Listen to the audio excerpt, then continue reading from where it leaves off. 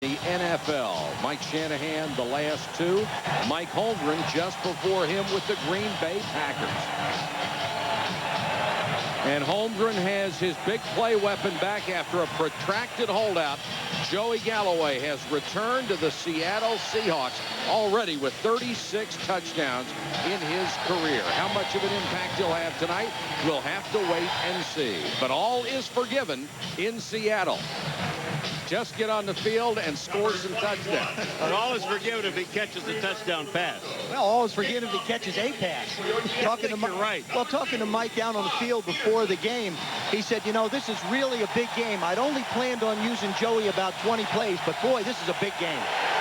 Chris Watson deep to receive as Denver will get the ball first.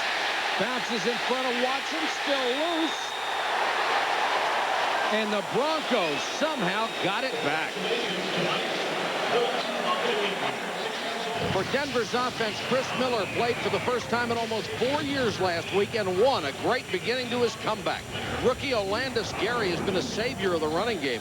465 yards in 5 games. He starts with Griffith, Smith, McCaffrey, and Carswell. Up front, Trey Teague makes his first NFL start for the injured Tony Jones, along with Schlereth, Nalen, Neal, and Lepsis. Broncos dodge a bullet on the opening kickoff and start from their own 13. And it's the rookie Olandis Gary draggling tacklers with him. Seattle's front line banged up. They'll start LeBounty, Adams, Cortez Kennedy with 5.5 sacks and 37 tackles, both #1 on the line, and Daniels with linebackers Smith, Simmons, and Chad Brown, second on the club in tackles, a 2-time Pro Bowler. An excellent secondary led by Pro Bowler Sean Springs, who has 3 interceptions, Willie Williams, Darrell Williams, and Bellamy.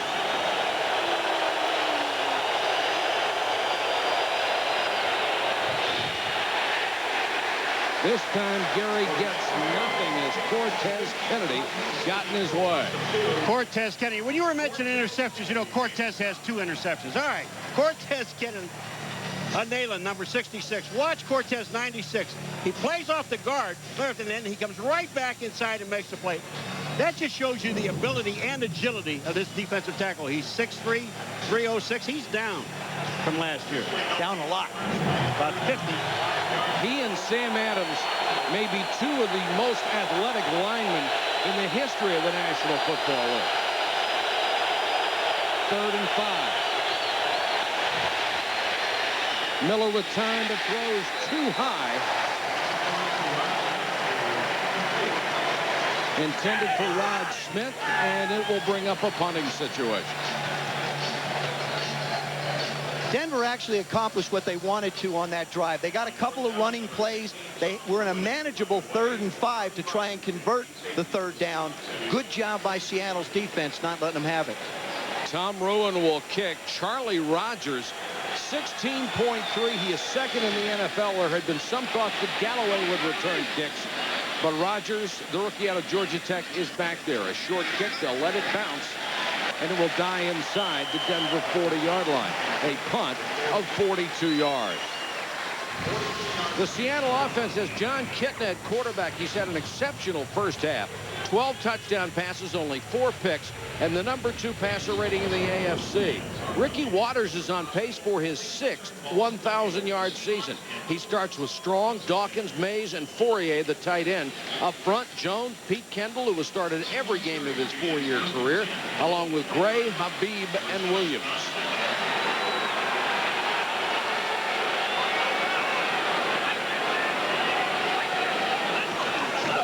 Waters, the deep man in the eye, will get the first carry and a yard to the 40.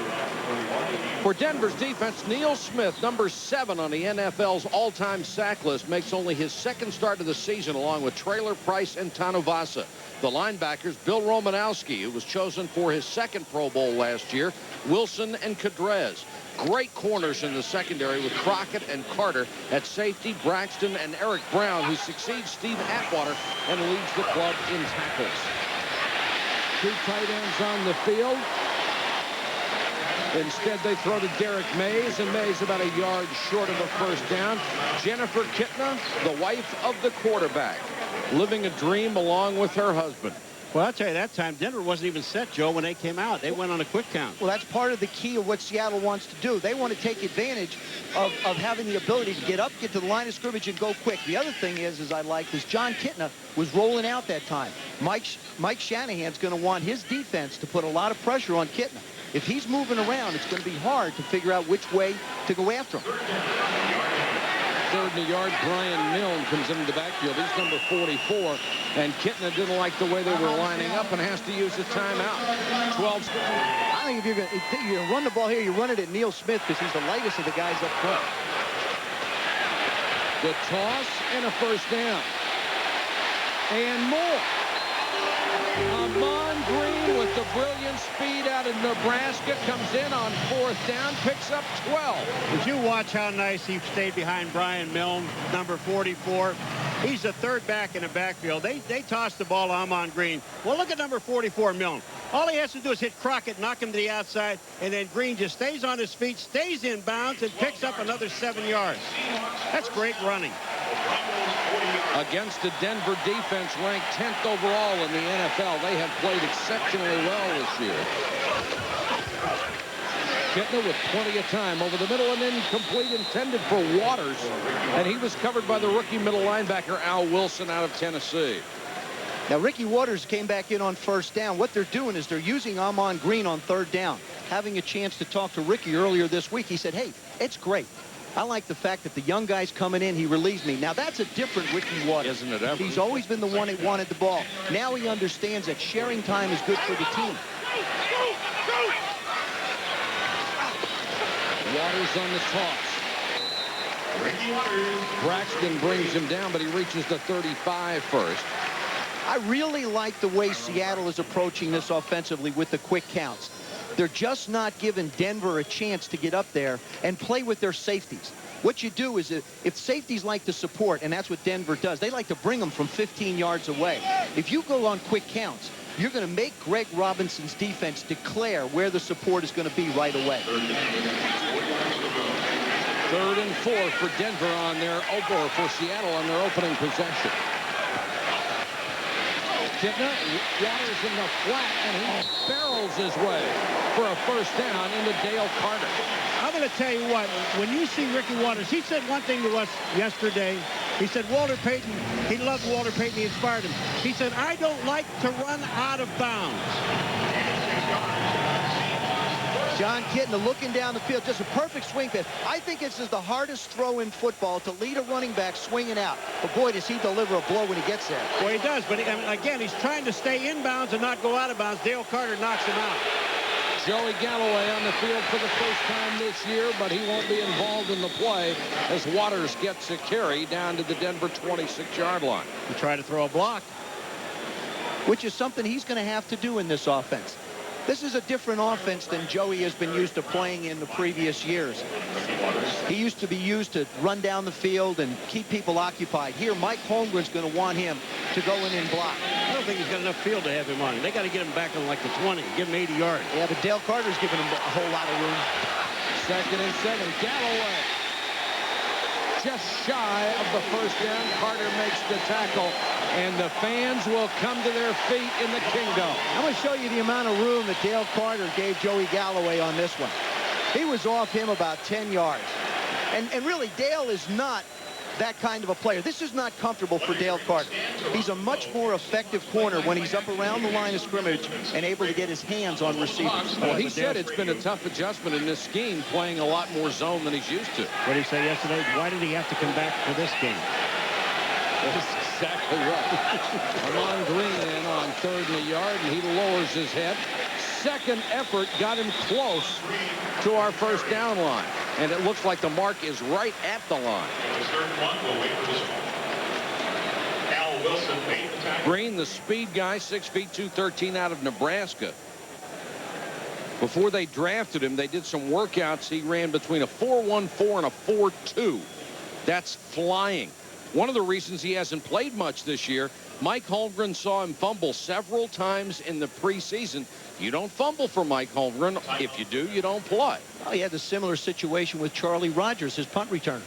Put a couple on the ground a few weeks ago, sat him down, didn't dress him in the last game. He has a way of getting his message across.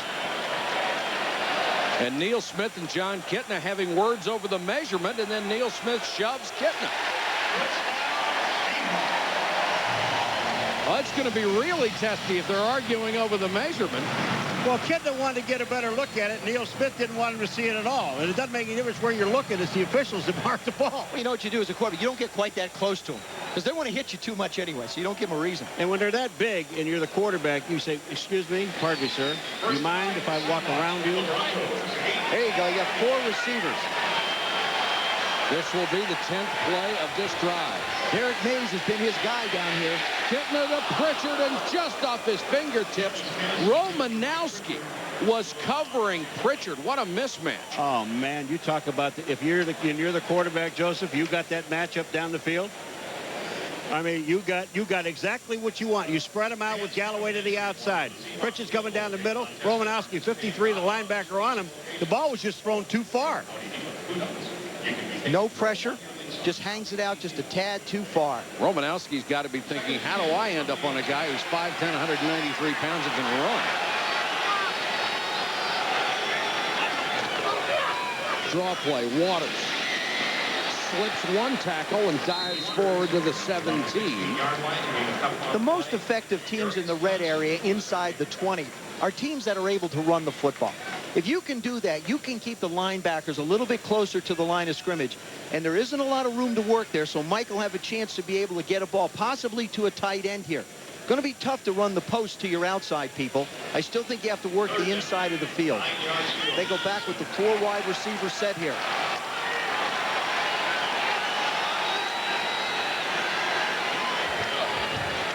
Blitz, Kitna hangs in there, throws for Galloway, out of bounds. Carter, excellent coverage. I'll tell you, the blitz was picked up very well. Seattle, they hung in there and did a great job, gave him time to throw the ball. He just overthrows Galloway to the outside. Now, one thing the Seahawks have done this week, they've brought in Mark Rodenhauser as a snapper. They've changed snappers. He was home in Pittsburgh for half the year, just doing nothing, got released by Pittsburgh last year. But he gets the ball back to the kickers and to the holders so quickly that it's improved the efficiency of their kicking game. Todd Peterson will try a field goal from 35 yards. He's hit 18 of 21 this year. And knocks this one through. Good snap, good hold, good kick. And the Seahawks burn more than 5 minutes off the first quarter clock and take a 3-0 lead. Seahawks on top early. 3-0 on a Todd Peterson field goal. And Peterson to kick it away to Chris Watson. 3rd in the conference in kickoff return.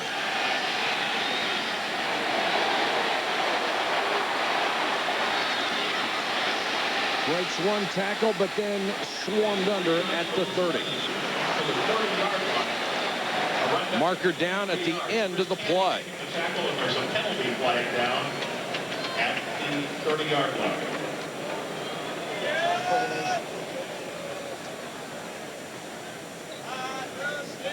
Ed Hockley, the referee tonight, discussing it with his officiating crew. Well, there's the umpire, Chad Brown. He's also playing defense. You got a kick out of that one. I did. I saw Chad Brown is the umpire in this game. Will be a hold against Denver. And Chad Brown, number 94, is playing linebacker. So he's got playing linebacker with a flag in his pocket. He also has a reptile. During the return, holding by the receiving team, number 89. 10-yard penalty. Denver's ball, first down. Dwayne Carswell, the tight end, called for the hold on the return. Denver will start from the 20 when we come back. The rookie running back from Georgia, Olandis Gary, and since taking over for the injured Terrell Davis, he has not only been productive, he has been a workhorse. In his first 5 games, he had 125 carries. That's only 2 short of Eric Dickerson's record. And the other men on that list were not only first-round draft choices, but the top 4 chosen in the entire draft. You got to watch him run, folks. His teammates call him Stinger. And why? Because when he hits you, you end up with a stinger in your shoulder, your neck. Gary, nice hole up the middle, picks up about 9. That was Gary, out to about the 28-yard line. He broke Seattle's streak a week ago. They had gone 26 games without giving up a 100-yard rusher. He did it. Watch Tom Nail in the center. I'm going to put a little super straighter on him right there. There's the center. You see him snap the ball. What he's going to do, makes the move, comes out to the right, comes back to the left, does a good job of feinting and then blocking. 2nd and a yard for Denver. They want to pound the ball. Gary hit hard and then got 2 more yards after the initial hit by Anthony Simmons, the middle linebacker.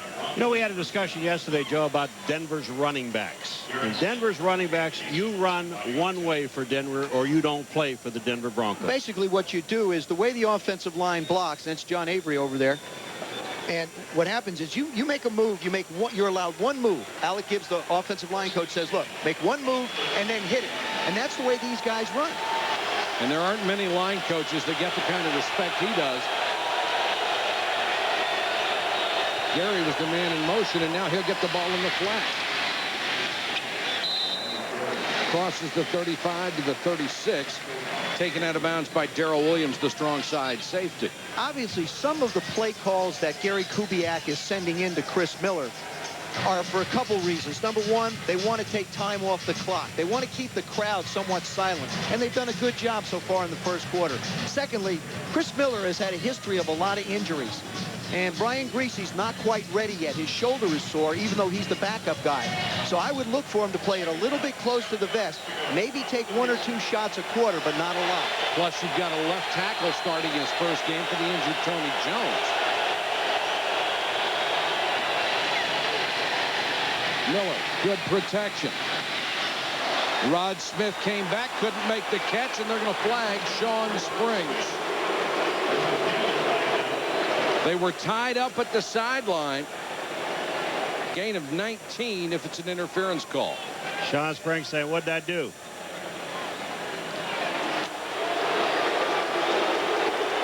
Defensive backs have a clock in their head. They know when the quarterback should get rid of the football. He knows that the ball should have been in the air by then. And all of a sudden it's thrown inside, and he's trying to take a position outside to make a play on it. Looked a little bit more like incidental contact. Yeah, I didn't like that call, Joe. I mean, he's playing. Mike Shanahan said this is probably the best cornerback playing in the game today. Sean Springs. And that was just outstanding coverage. Automatic first down on the penalty. Denver in Seattle territory. Nice play fake by Miller. Rifles it to McCaffrey. He lost the ball. He has taken so many shots this year, and there is a flag down on the play, and it'll be a hold against Denver. McCaffrey seems to get drilled every time he goes downfield. He missed last week with a bad knee. Let me tell you something. If you watch football and you don't like McCaffrey, there's something really mentally wrong with you. When you watch this guy play, not only does he get nailed, he comes down. Number 70, offense, 10-yard penalty, repeat first down. That's Trey Teague, the left tackle. And it looks like, well, he's not going to get up. But he gets back up and goes after the ball. Here comes McCaffrey. Watch this. Across the middle, he gets nailed. Trey Teague, number 70. You see him on the left side of the screen. He's holding on to Phillip Daniels. Holding on to him real good, too. Got to hold him a little longer. It's 1st and 20 after the holding call. Orlandis Gary helicopters his way for a couple. ESPN Sunday Night Football continues. ESPN and ABC, your exclusive networks for prime-time NFL football. Ricky Williams had 99 yards today, Joseph. They looked pretty good against San Francisco. Of course, San Francisco is really not a good football team this year. 2nd and 18. Here comes the blitz. They try to throw the screen to Gary, but Chad Brown was right in the middle of it. Chad Brown, if that thing's off the target at all, Chad Brown's gone. I see that more and more in the league today. I mean, to me as a quarterback, this is scary. Chris Miller goes back. Chad Brown is coming up. He's right in Gary's hip pocket off to the right of your screen. And you see him. Here comes the screen. Look at Chad. Chad's right there. I mean, you had everybody. You got Darren Smith in front of him, Chad Brown behind him. Chris is lucky he got the ball anywhere near close. Jim Lynn, the linebacker coach, and calling defensive signals as his guys running all over. 4 wide receivers set. And now Miller wants the timeout. Play clock was winding down. Timeout on the field. Back in a moment. And Shannon Sharp, just one of the several devastating injuries the Denver Broncos have had to key players. He has a broken collarbone. They hope to get him back in December. But they have lost one guy after another, starting with Terrell Davis. They're all pro running back out with a bad knee. Alfred Williams, another Pro Bowler. Mobley, Sharp, and Tony Jones, who made the Pro Bowl last year. You can't lose that many Pro Bowlers and hope to continue on the course that you set the last 2 years. Jones out with a triceps injury.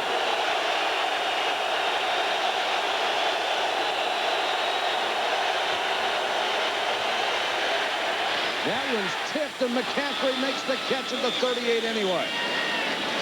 Excellent concentration by McCaffrey as Philip Daniels was putting the pressure on Miller and got a hand on it. He is their guy to go into the middle of the football field and just constantly takes a beating. Philip Daniels, number 93, putting pressure on, comes inside, rushes to a certain degree, and this one bounces off his chest. And Ed McCaffrey, somehow, way, shape, or form, comes down with it. Oh, Philip Daniels is one of those guys with Sinclair, Adams, and Kennedy up front. Daniels never gets the credit he deserves. He's an outstanding player. Charlie Rogers back to field. The punt ruin hangs it very high, but too long. 38-yard kick, but a net of only 18. And the Seahawks will start from their own 20 when we come back. The crowd's back in the late 80s here in Seattle. Of course, it's been that long since they've had this good a record. They are sold out through the rest of the year, and with 66,400 on hand, hoping that they can repeat their only championship set back in 1988. Kittner to throw on first down. Pressure coming. Throws to the sidelines. Dawkins in front of Crockett. First down. They never had a big receiver out here, and Mike Holmgren wanted some guy with that size, and he got him in Dawkins. Well, John Kittner says, you know, when he throws the ball to Sean Dawkins, all he sees is a big chest. Now, I'm going to give you a look from John's seat. There he is with the play-action fake. Look at the way the offensive line opens it up and creates a throwing lane for him, puts it right on his big numbers. Galloway back on the field. They'll give it to Waters. And Ricky, not much. Maybe back to the line of scrimmage before he's cut down. Al Wilson, the rookie middle linebacker, and Trevor Price make the tackle.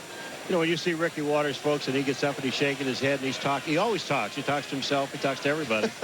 But the thing about him is that he believes that every time he touches the ball, he should at least gain 10 yards, if not score. You know, he's become a much more disciplined runner.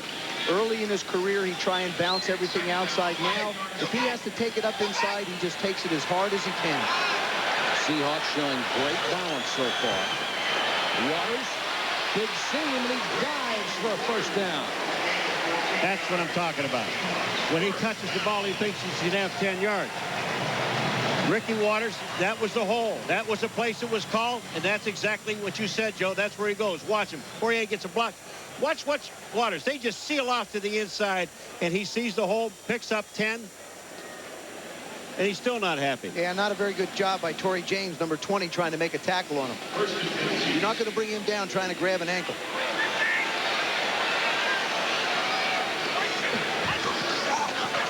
Waters. Oh, what a shot.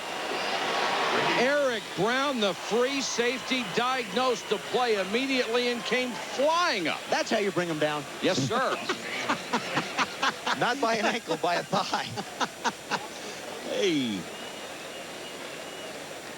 Number 26, Eric Brown. There he is, right there. He's going to come flying right up the field. Well, like he sees the pitch. Look at the big arrows going, babe. The super straighter. All right. This time the free safety really was ate up Ricky Waters. Pete Kendall, the guard coming out. There's just no way that he can get out there that fast. 2nd and 18. Kitna, pump fake, now chased, and throws incomplete. Tried to get it to Fourier. Keith Traylor was all over him. Pressure up the middle. Traylor's a bulldozer. And this is where Greg Robinson, the defensive coordinator of the Broncos, really is in charge of what he wants to do. He can either go after Kitna, or he can lay back, rush 4, and drop 7 into the zones. Traylor is 304. He was originally drafted by Denver as a linebacker. Back with his 2nd tour of duty now as a defensive lineman. Obviously, he could not keep the weight down. They're going to bring the 4.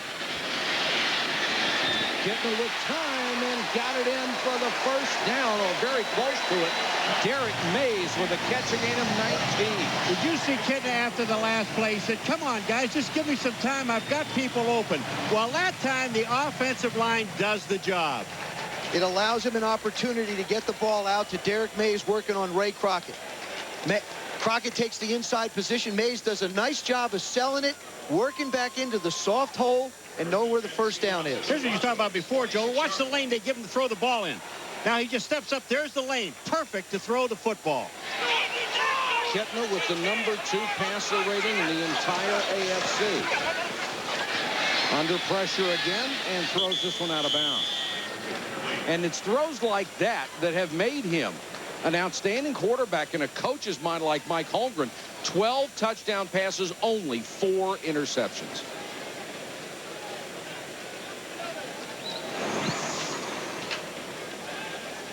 In his first 7 starts under Mike Holmgren, Kitna has put up better numbers than Brett Favre had in his first 7 starts in Holmgren's offense.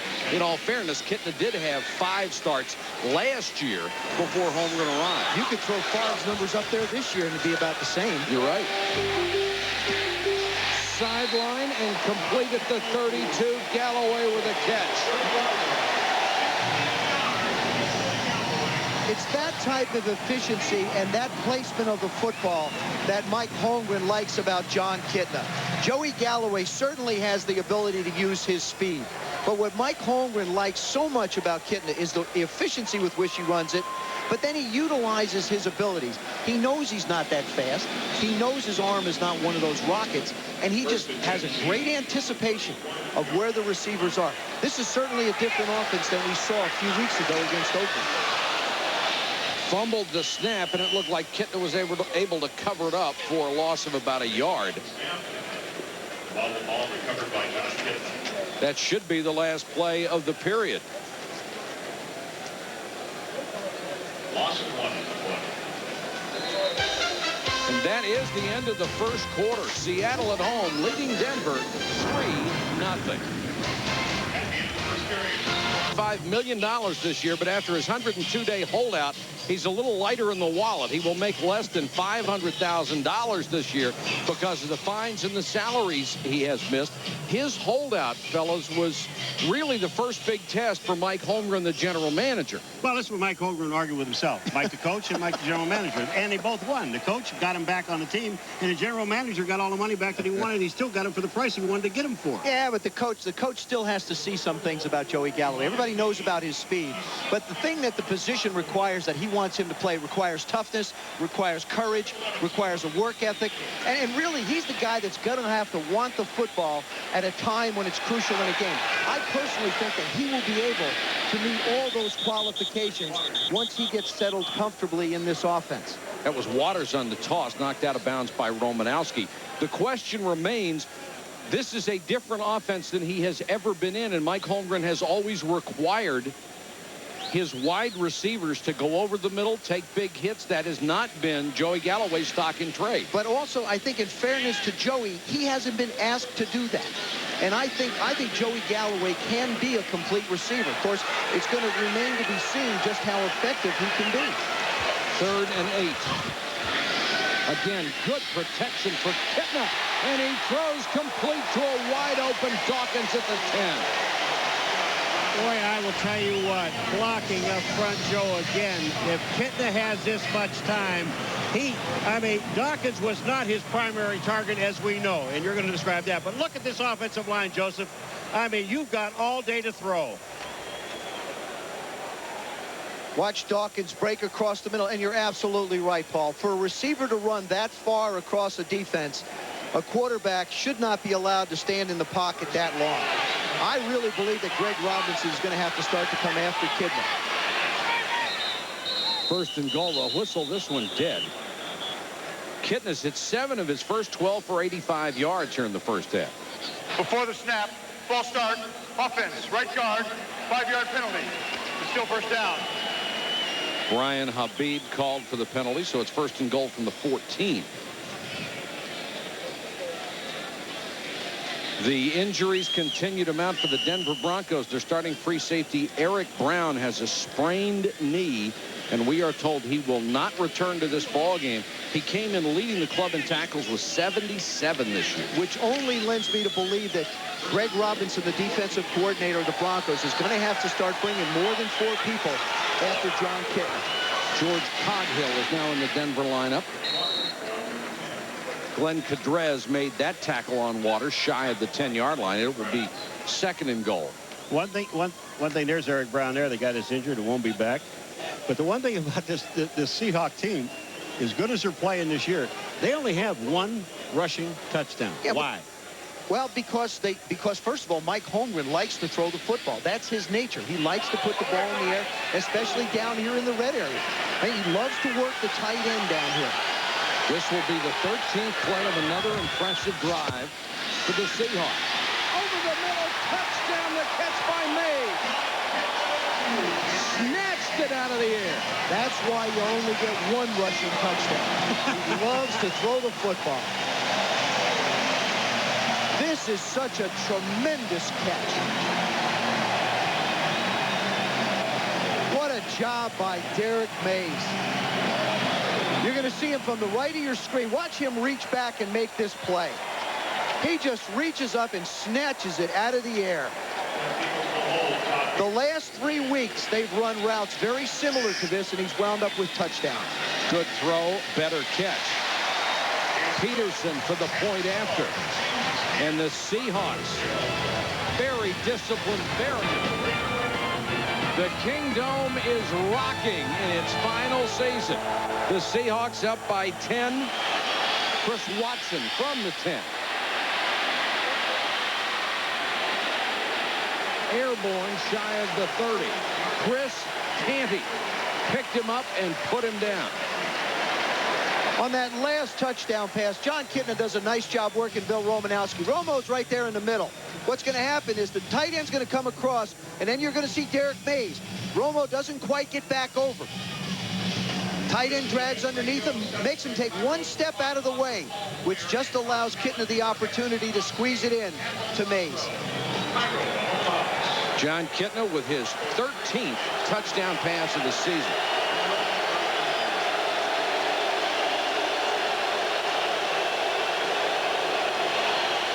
Gary. Boy, this kid is tough. Picks up 10 across the 40-yard line. Well, this is that one move. They know as a runner on this football team, Terrell Davis learned it at the beginning. Alandis Gary learned the same thing. Watch this. He goes to his right. Watch the 1 cut here. He's right up the field. There's no hesitation. You have one. Neal comes out, makes the trap, kicks it out, and you see the hole cutting back up through the middle. 6 carries, 30 yards for Alandis Gary. Again, another nice block up front, and Gary crosses the 45 for another 5 yards. He started his college career at Marshall, and then when Jim Donnan went to Georgia, he followed him there, and only in his 2nd year at Georgia, he was elected as the team captain for the Bulldogs. Speaks very highly of Alandis Gary. And he's one of those rookies that you don't have to worry about fresh legs with as you enter the second half of the season, because he only started after the 5th game. Michael Sinclair, the tremendous defensive end, out with a groin injury. The sack master has been to 3 straight Pro Bowls. They expect him back next week, or at least they hope for it. 2nd and 5. Gary again. Close to another first down. The way that Denver is approaching this, I like the calls that Gary Kubiak is making. You know, you're down 10 points. That's fine. It's early in the second quarter. You're still in control of this. You know the best part of your offense right now is your offensive line. So you put it on their shoulders to try and pick up chunks for you. I do believe somewhere around here, which is the nature of Mike Shanahan and Gary Kubiak, you'll see a little play action and try and get the ball to Rod Smith. This one's going to be a little bit short. You've been very good at this. Just a tad short. You'll notice that I've given up on it. Don't give up. I'm not giving up. It's just a tad short. I defer to the That's called a tad. That's a tad? That's a tad. That's a tad. Well, what's a skosh?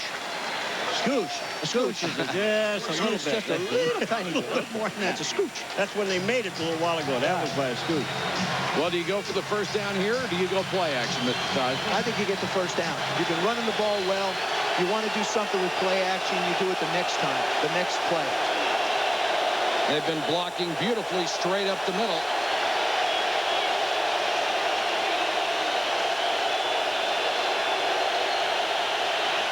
Quarterback keeper by Miller.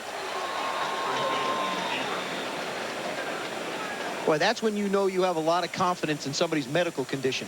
Yes, sir. Especially Chris Miller. Put the head down.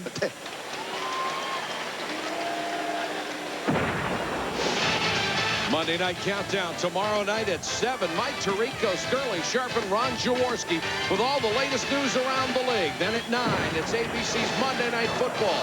Curtis Martin and the Jets head to Foxborough to battle Drew Bledsoe and the Patriots. ESPN and ABC, your exclusive networks for primetime NFL football. Gary again, not this time, hit instantly by Anthony Simmons. Well, if you're going to shoot a gap, you got to make sure you're going to get the runner on the way. Now, Denver, all they've done is run the football. So they're lining up saying, we're going to run the ball. And that's what Mike Shanahan told us yesterday. This is what they have to do. They have to run the ball and take this crowd out of it. I think you have to do it in moderation. You can't run 5 or 6 in a row. You've got to mix in a little drop back, a little bit of play action. They've run 5 consecutive times with no passes.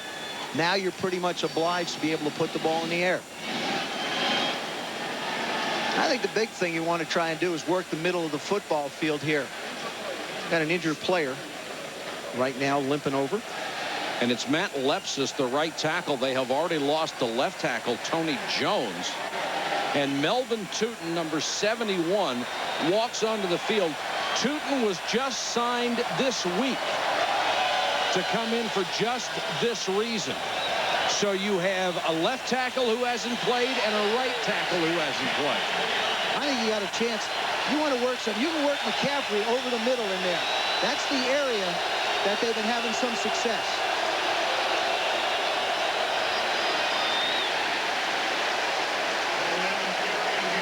James Willis wraps up Olandis Gary. And there's a flag down as well in the Seattle secondary. It's going to be holding against the Broncos.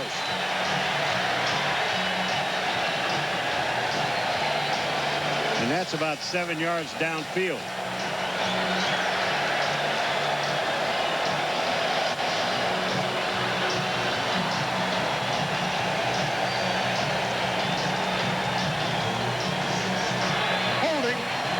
Number 89, 10-yard penalty. Repeat, second down. Dwayne Carswell, the tight end. I agree with Joe. You can't just decide, against, especially against this defensive line and linebackers, that you're going to run the ball down their throat. I think you ran it a few times, picked up 5 yards, 8 yards, picked up the first down. Might have been a good time for play action. Here, now you're obligated to put the ball in the air. I still think you want to try and work the middle of the football field against this defense. Smith, the motion man.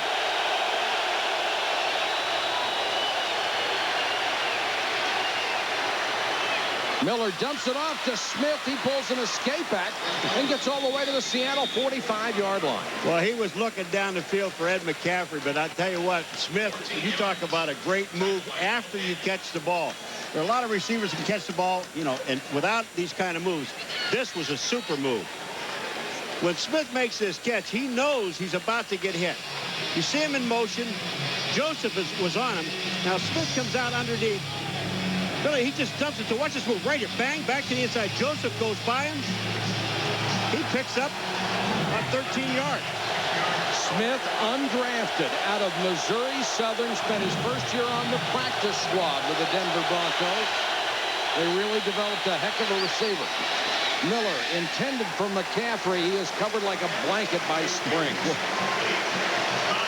You know, that's just not a bad play. We sometimes sit here and we try to dissect offenses and say, oh, he should have done this, he should have done that.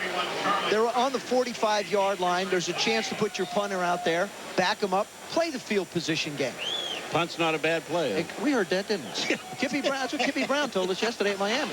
He said, punts can be my friend at times. Ruin to kick to Charlie Rogers. Hangs it very high. Rogers, fair catch inside the 10. 36-yard punt, no return. And the Denver Broncos in a hole, 10-0. Will start from their own 9. Go. And after this play, we will take you live to the internet.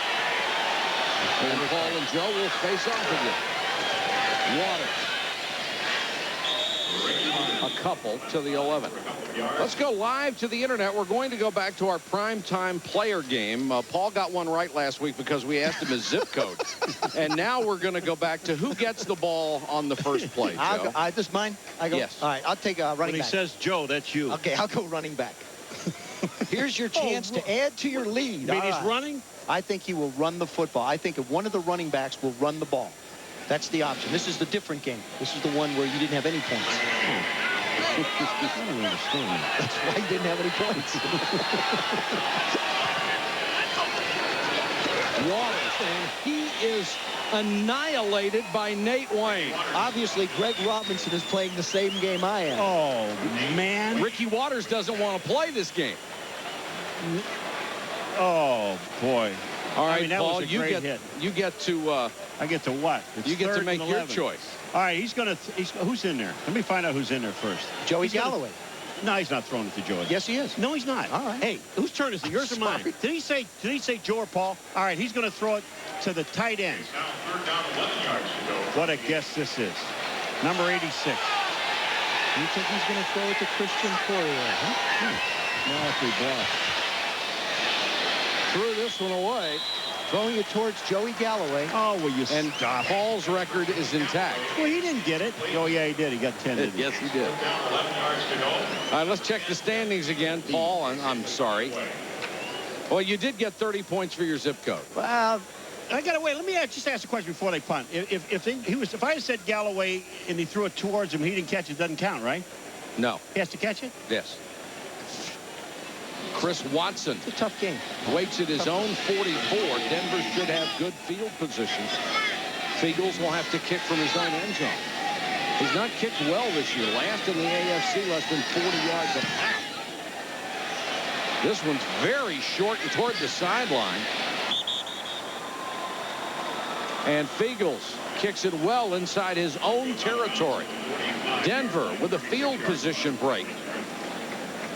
Down 10-0. Only a punt of 35. Seattle's 43 by far their best position of the night. Miller to Gary in the flat. Olandis Gary with a stutter step.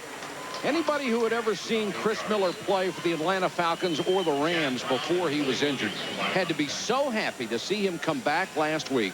For the first time in nearly 4 years, he was on the field, started and won. And when it was over, the tears just poured out of his eyes. And boy, you can understand it. And the night before, he said he was more nervous than he was when he was a rookie. He watched the clock tick every hour. He was exhausted at the end of the game because he didn't sleep the night before. Well, his family was nervous, too. He said his dad had to mix his mom a drink, and she doesn't drink.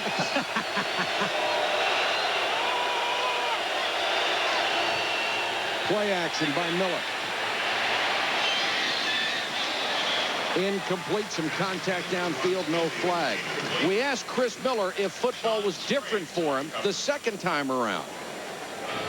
I played 9 years. I think we had 3 winning seasons out of those 9. And so my career wasn't definitely as fulfilling as I would have liked to have been. So when I got an opportunity to come back, now I'm 34, I got a family, I got 2 kids, your priorities change. So I came back with the thought in mind to give it everything I got, to work out hard during the off season, and if I get a chance to play, go back and have fun, make it fun. Gary swarmed on 3rd and 2. He nearly ended up in, or it'll be 4th and 2. He nearly ended up in Seattle. The thing that stopped him from signing with Mike Holmgren, who was really interested in him, was the medical opinions from the Seattle medical staff and the fact that they play on AstroTurf here. And that was a concern. It was a big concern. Also, the other thing is Chris lives out in Oregon, Portland, and it was an opportunity for him to have a chance to go back and forth home. I like this call, too. You're on the road. Doesn't matter. You need to win. You need points now. Mike Shanahan's decided to go for it. Olandis Gary has the first down. What they passed on was a 52-yard field goal try, which is hardly money in the bank anyway. You know what they did that was so smart? They walked up to the ball and didn't let the crowd noise get into it. They went up, and on a quick count, they went, and they got the first down. How often have we seen games through the course of today where you put the tight end in motion, he's offside, somebody else jumps offside? To me, you get up, you get it going, let your big guys blow them off the ball, and let them pick up the yards. I just one other thing about Chris, but I'm just so happy to see him back. I mean, this guy is a tremendous guy. I think he's got this is a great shot for a play-action opportunity to put it in the end zone. Gary.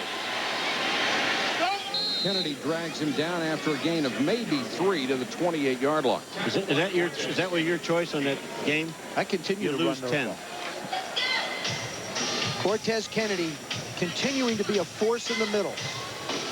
Number 96, the big guy right in the middle. He's going to fire it right through. Got the big arrows because he's a big guy. See him get into the guard and just play it off. Boy, he's playing sensational. Well, they've created 5.5 sacks. With your finger, they've created a monster. Big lines, little lines, got it all. Here comes the blitz. Miller somehow got out of there. And then goes down at the 25. A gain of 3 after he should have lost 10 on the sack. Kerry Joseph had him dead to rights on the blitz and missed it. You know, one of the things they tell you when you blitz, whether you're a linebacker or a defensive back, the first thing you must do is get your hands on the man you're going after. That's a quarterback. You've got to come under control. Chris Miller just steps up. Joseph goes by. He walks. He moves up. And now they're like 3rd and 5. They're in great position. That is a bad play by a safety. Instead of 3rd and 17. And a tremendous save by Chris Miller. Pressure again. Rod Smith, first down and more. To the 10. Miller hung in there under pressure and threw a strike. You know how you look back at a game, and we talked about it, 4 or 5 plays are very critical in the outcomes of football games. Kerry Joseph had a chance at a sack to put Denver at 3rd and 17. Now it's 3rd and 5. He's got a chance to get the ball out to Rod Smith. Hangs in the pocket tough. Really throws the ball well. Comes out. Willie Williams can't make the play. Dances inside. Still can get a first down because they're on the 11. 1st and 10. Olandis Gary lost his footing and gets to the 9. You know, Chris Miller, as he said, played on a lot of bad football teams, but he went to the Pro Bowl in '91, threw for more than 3,000 yards, had 26 touchdown passes. What held him back here in Denver, he had tendinitis in preseason, couldn't even throw the ball. Denver is driving. Denver, of course, has had all those injuries, but Seattle, its share tonight. Sam Adams has been on the sidelines quite a bit with a sprained knee. Michael Sinclair, his running mate at left defensive end, is out for the game with a groin pull. See all those scars on his helmet? They paint them after every game, so that's just from this first half. 2nd and 8. Miller throws incomplete, intended for McCaffrey at the 5. and he had a lot of coverage. Well, you can't throw to a guy that has 4 people on him. I mean, when there's a lot more blue than there is white, you don't throw it there. And McCaffrey, they know that this is his favorite target, Miller's favorite target. McCaffrey's in motion. Now watch him. He's just going to hook up here in the middle. Watch the coverage he gets. There are a lot of people. Had it been thrown in his gut, he would have been able to catch it. It was out too far. And I really think this is the spot where you miss a Shannon Sharp, because it's a mismatch with a tight end of his ability to try and work against the linebacker. I think your tight ends are your best shots down here. Chris Miller is going to go to the sideline. 55 to go first half. Seahawks by 10. You get down in this situation, 3rd down, first thing you, as a quarterback, you're saying to yourself, all right, I don't want to throw the ball into any place where it's a problem. So what you can do is, I think you can work this part of the football field with your tight end in some way, shape, or form. Work a tight end or a back in the middle of the football field. Tight end is Carswell. Gary goes in motion, and there was movement as well as his motion, and that will cost him 5.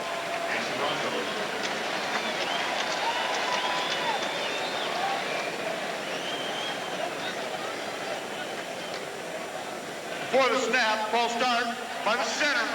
Illegal snap. 5-yard penalty. It's still 3rd down.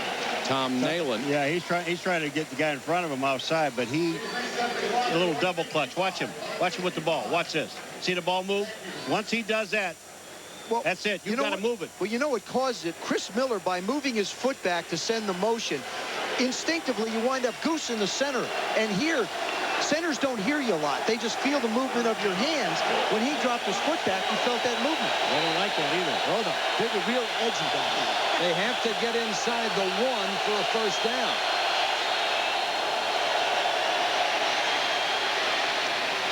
Intercepted, picked up by Kerry Joseph.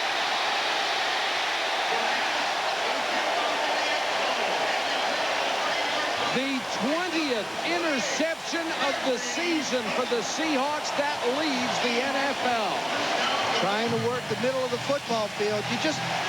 If it's there, you take it. If it's not, you have to throw it away. You can't telegraph where you're going to throw the ball.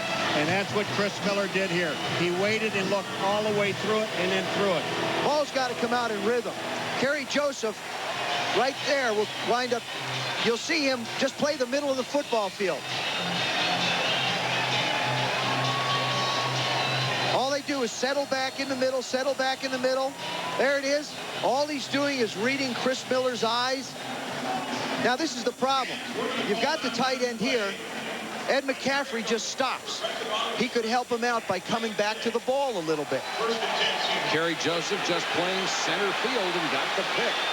The opportunistic Seattle defense. Statistically, they are not very good. They're in the lower 20% of the league, but they make the big plays. They have all year.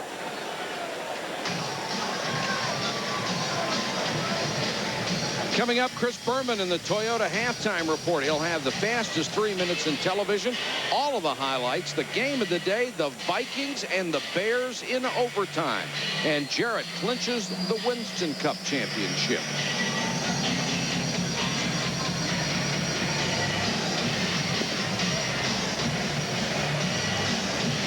Here's the way they stack up statistically.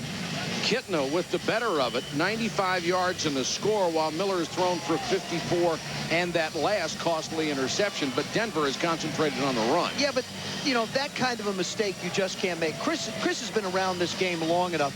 It's a close football game. If you protect it, you kick the field goal. It's a 10-3 ball game going into halftime, and you feel pretty good. Now you give the Seahawks a chance to add to their score. A minute 46 to go. Fourier, the tight end in the flat, can't get out of bounds. Cut down by Johnson at the 36-yard line. All right, we're going to let Kerry Joseph off the snide. He missed the blitz, made the interception. One washes the other one. I think the interception is a little bigger than the miss. Well, he may be ahead of the game here. Under pressure, Kitna throws. I'll tell you what, It's intended for Mays. Has no time. Keith Traylor is in his face, and he's been in his face all night long. When the times that Kitna has time to throw the ball, he can find receivers. But when you look at Traylor, look at number 94. He comes right up the middle. They didn't double team him. They single blocked him, but tried with Brian Habib, number 68, and it didn't work. They single missed him. Like that. Galloway is in on 3rd and 4. One of 3 wide receivers. Mays in motion. You get Joey Galloway one-on-one, you cut it loose. And dropped right in the hand of Derek Mays. And there's a flag down. Kitna is still down on the turf. Well, Kitna got nailed by Bowens, number 52. This would be an illegal shift. I think the one thing... By the offense, number 81, and the man in motion were moving at the same time. The penalty is declined. Brings up 4th down. One thing we have to always keep in mind is this is Mike Holmgren's first year with this offense. I think they're operating at a darn good efficiency level for only having played 8, 9 games. I mean, they really have a grasp of what he's been trying to teach them.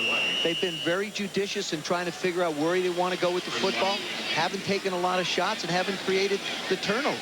They have left 1:17 on the first half clock. Beautiful high kick this time. And Watson brings it back for 2 after a... All right, 25-yard line. If we can pick up something big here, get 15 yards or so, we can get position, ground it, save our timeout. Andre Cooper is in as a 5th wide receiver. Empty backfield. Miller has to scramble. Springs got him. He was being chased by Chad Brown, and Springs took his legs out from under. Well, I tell you, Philip Daniels, they only had a 3-man rush. He is the right defensive end. You said he doesn't get a lot of credit because of the other guys, Kennedy and Adams. This guy put the heat on and forced Chris Miller out of the pocket. Clock running.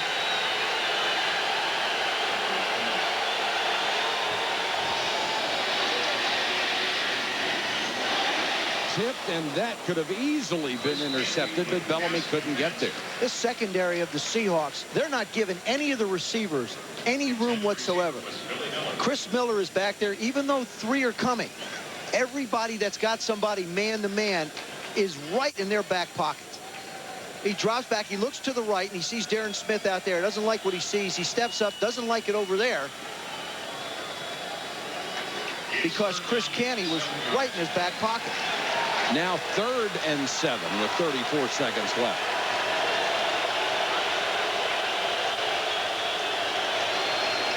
Draw play to Gary. And that won't get nearly enough. He's up to the 34. Facing a 3rd and long, they decided to be conservative, as you might expect. And now Seattle will stop the clock with 24 seconds left as the wheels turn for both coaching staffs. Well, Holmgren doesn't like to leave a timeout on the clock, especially with this team. I wouldn't. Here are the big plays of the first half. If you joined us late, John Kitna with his 13th touchdown pass of the year. That one to Mays, and then Chris Miller with the interception to Kerry Joseph at the goal line. You have to keep in mind also the position that Mike Holmgren would like Joey Galloway to play would be Derek Mays's, the Z receiver. And Derek Mays has just put on a show and a half for this football team in the first half of the year. I mean, he's got 34 catches, now 7 touchdowns. Should make it 35 and 7 touchdowns. So, you know, it's a nice dilemma to have. How do you work Joey in with the guys he's got? It's been a breakout season for him. Rodgers from the 21, rather. Drilled as he got to the 34. There is a marker down on the play. There is a penalty flag down. Ryan Walker. 13-yard return after a 45-yard punt, and Ed Hockley will check it out for us. In place, Frank Beamer's done a tremendous job. There's no way Tennessee should have been ranked ahead of them last week. They are the best team in the country. And now Seattle will just kill the clock And that'll be the final play. to be content with that lead. Quarter halftime Seahawks 10, Broncos 0. That's the end of the first half. The score, Seattle 10, Denver nothing. Now let's join Chris Berman for the Toyota halftime. I was looking there. He almost lost one of his Hawkettes. The one next to him. Those are guys, I hope. Now, when you're done, do you look in the mirror and say, hey, this works? No. Excuse me, you have no mirrors in your home when you do this. You have no mirrors. I think you do. You go, man, you look great. You have no mirrors. Boy. You got a chance to get on TV tonight. Gary Joseph and Amon Green deep to receive as we start the second half. Amon Green, blinding speed, doesn't get to use it, fumbled the ball. The Broncos say they have it. The officials have yet to signal. Now they do. Turnover, and Denver. Detron Smith knocked it loose. Detron Smith, you talk about sacrifice your body for the cause. Watch this. Going down. Up over, that ball is out. There's just no question. There's no way there's no way a guy should be able to split a double team like that. That's just a bad job of blocking on the special team. There's no way anybody should come down and just split a double team like they're not even there. Went right through two guys and then laid a wicked hit on Amon Green. Denver needs to take advantage of this one.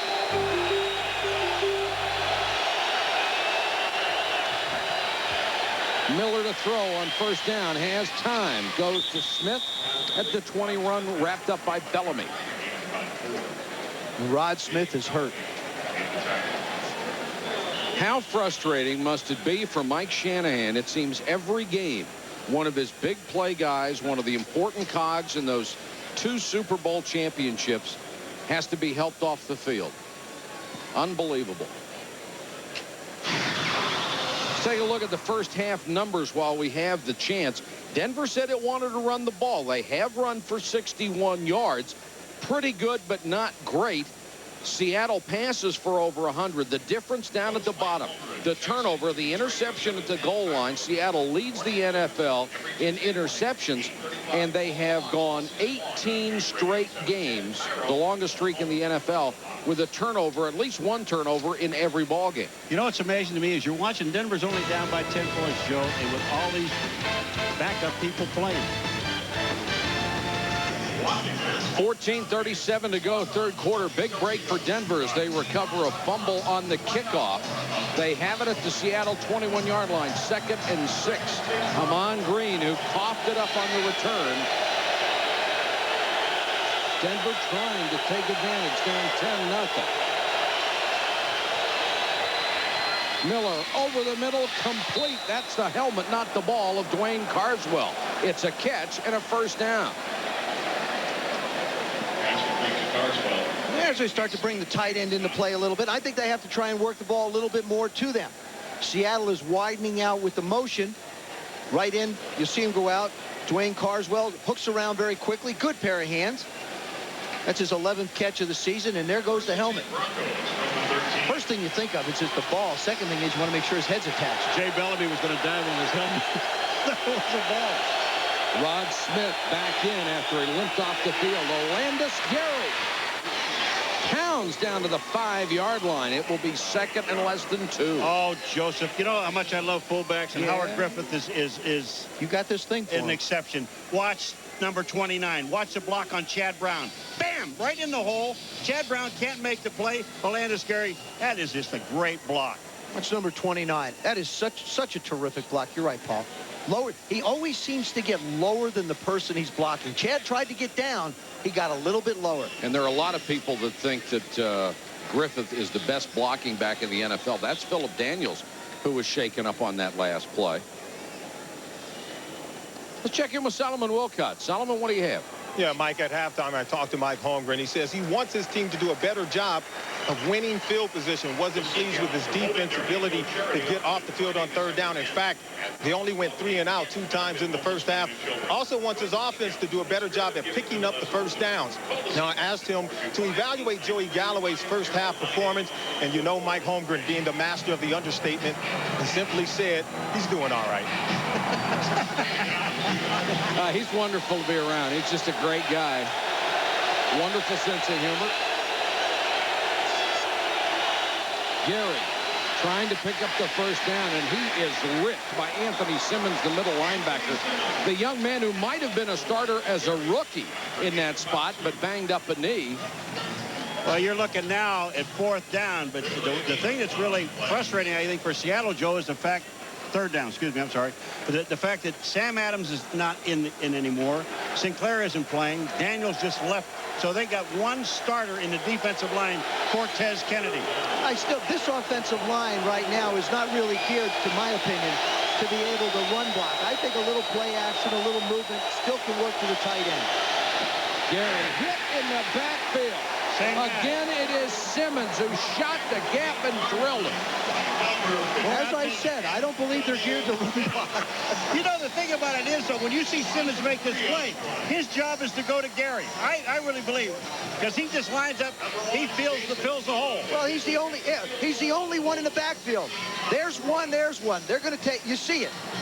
He's married up on him. There goes. Anthony Simmons knows where he is. He has a gap to fill, and he filled it. Jason Elam is on to try from 25 yards. A little more than an extra point, and Jason Elam is true. 17 of 22 this year. So after the fumble, they at least pick up the field goal. It's a 7-point game.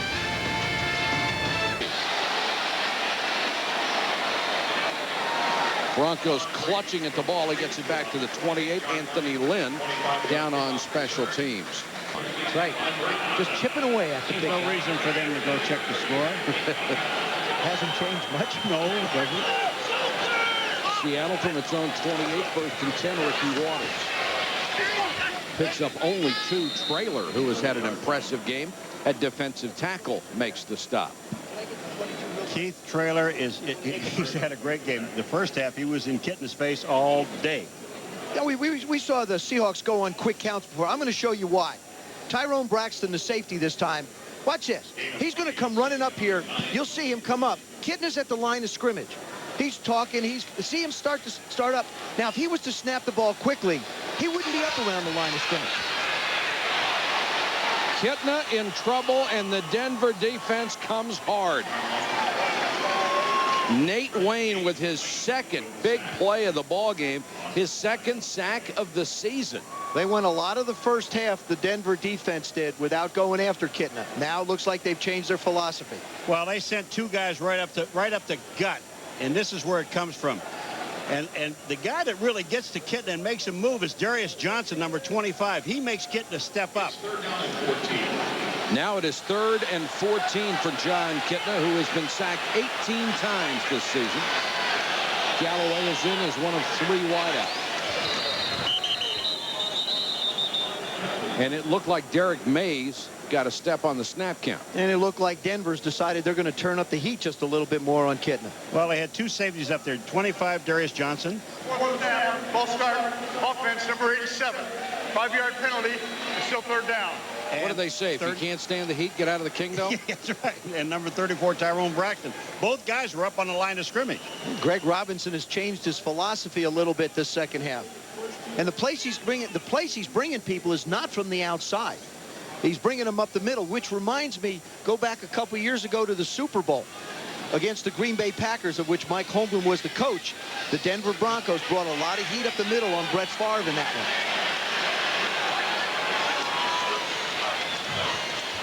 Kitna rolls away from pressure.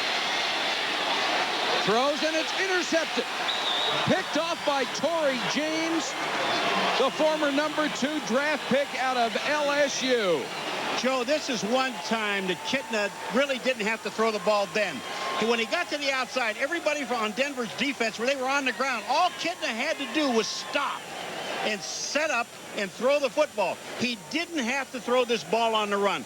Watch to the left of the screen. Look at the guys. They're all on the ground. There are no white shirts in front of him. All he has to do now is sit. You know, there's a couple things bad about that. First of all, you say he could have stopped Paul. It's 3rd down and 19. He's trying to pick up 19 yards. He doesn't need to do it. His defense is playing too well. And his father, all he can do is shake his head. The second big turnover for Denver here in the 3rd quarter. Look at this blitz. everybody comes in McCaffrey with a one-hand grab like somebody threw him a baseball. What a catch. Holy cow. It looked like Seattle brought 15 guys. When you see it, it's going to look everybody up the middle. There comes Bellamy. He's the one that's running clean. He doesn't miss the shot like Joseph did, but the catch is incredible. The left hand never, ever gets to the ball. Look at this catch. Oh, it's spectacular. The guy is such a brilliant receiver. Gary on the draw, nowhere to go. Cortez Kennedy wraps him up at the 37-yard line. Cortez Kennedy, Joe, did this all by himself. You talk about quickness off the ball. Remember, he's one of the few healthy defensive linemen they have. Number 96, watch Cortez Kennedy. He goes over the guard, boom, makes the play, and makes the tackle. That's fast. 3rd and 7. We are told that Sam Adams, the other tackle, is out for the rest of the game. He came in with a sprained knee. Sinclair was scratched earlier with a groin pull. Another blitz.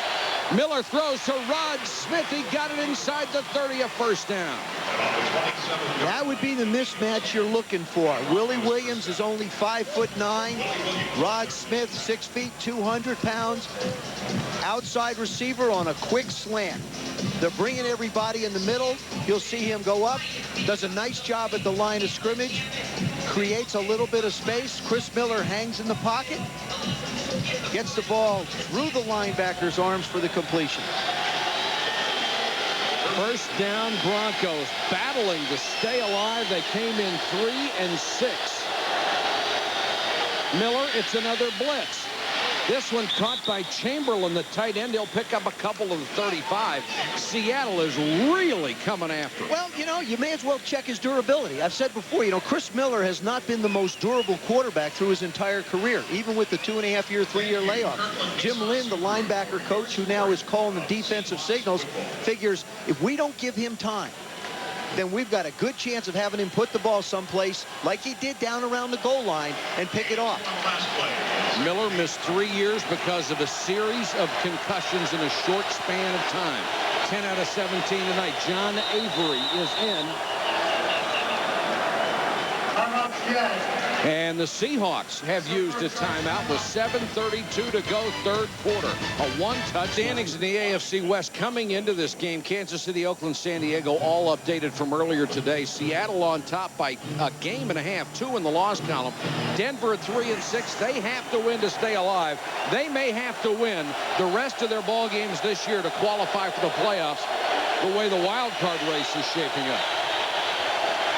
Miller trying to buy some time. Floats for McCaffrey. McCaffrey goes down, and there's a flag.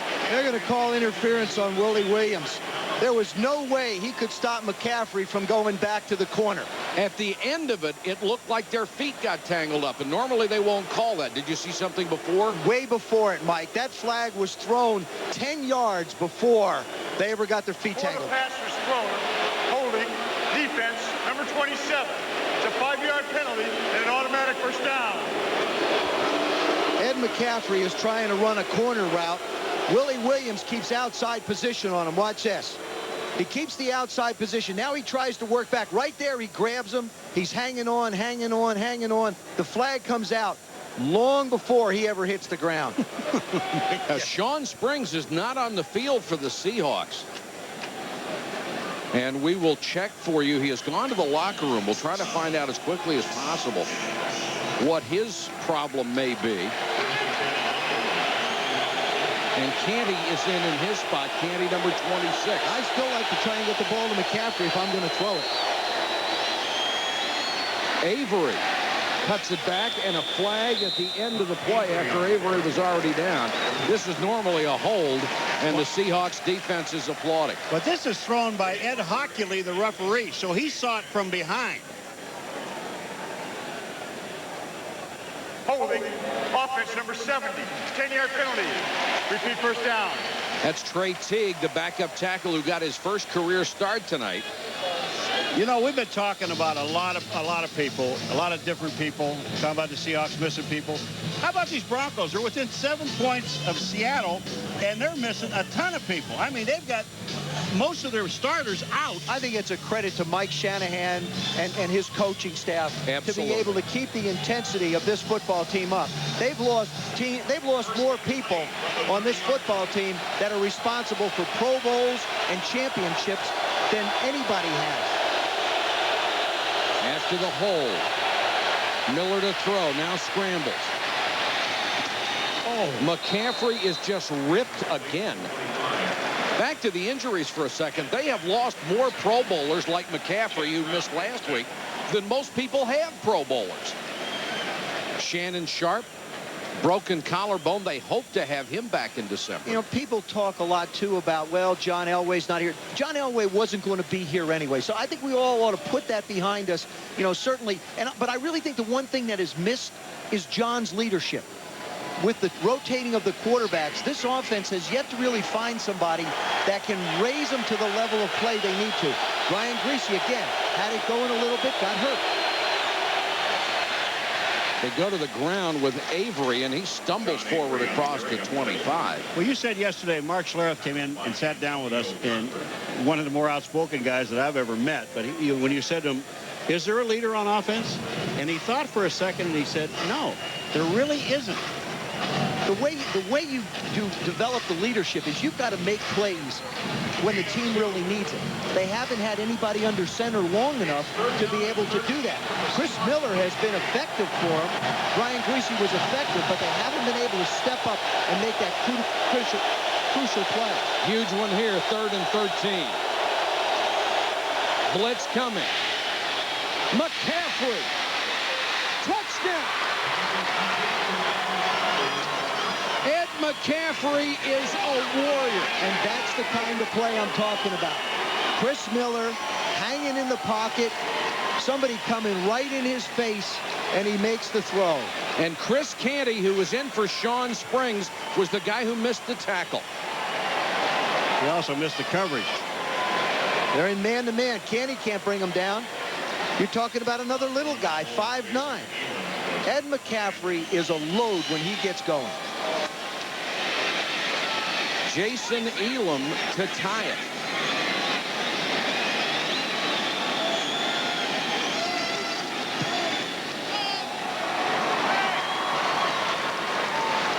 Chris Miller is going to save this football. It's his first touchdown pass since December 3rd, 1995 as a Ram. 7. To the 28. Defensive end does not play at all tonight. So half of the defensive line is gone. Denver has fought back to tie it at 10. Miller to throw, airs it out for Smith. And there's the flag. That had to be. Sean Springs, who came back into the lineup after being absent for a while, will pick up a flag 33 yards. 90% of the time, if you throw the ball deep and it winds up short, you're going to wind up with an interference call. The reason why Rod Smith does a terrific job, he's got Sean Springs beat right there. He's got him beat, and Springs has no chance but to try and catch up to him. In the meantime, tangles up with him and gets the interference call. They'll take a whole lot of things, but they won't take your hands on a guy near the end of a play. Mike Shanahan wanting the flag before it was thrown, then he can celebrate after he sees it. The Denver Broncos in this second half have taken a different philosophy into this game. They were conservative on defense and conservative on offense. They've abandoned both that now. They're aggressive throwing the ball down the field, and their defense is coming after Seattle's offense. Gary.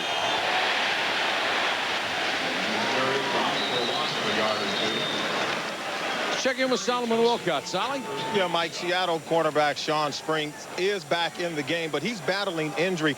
On Denver's last touchdown drive, Sean Springs had to leave the game with a sprained shoulder. They gave him treatment. He is now back in the game, but he is a little less than 100%. I'm seeing him trying to stretch that shoulder out and get it back to normal. All right, Solomon, thank you. We saw him go to the locker room, and he picked up that 33-yard penalty the play before this. 2nd and 11.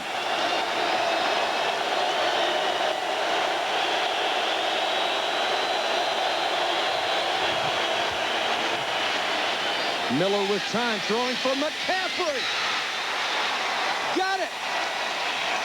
He beat Willie Williams McCaffrey with another big catch, and what a pretty throw by Chris Miller. Well, that's the thing that Chris Miller can do. Nobody's ever doubted the fact that he can throw the football well.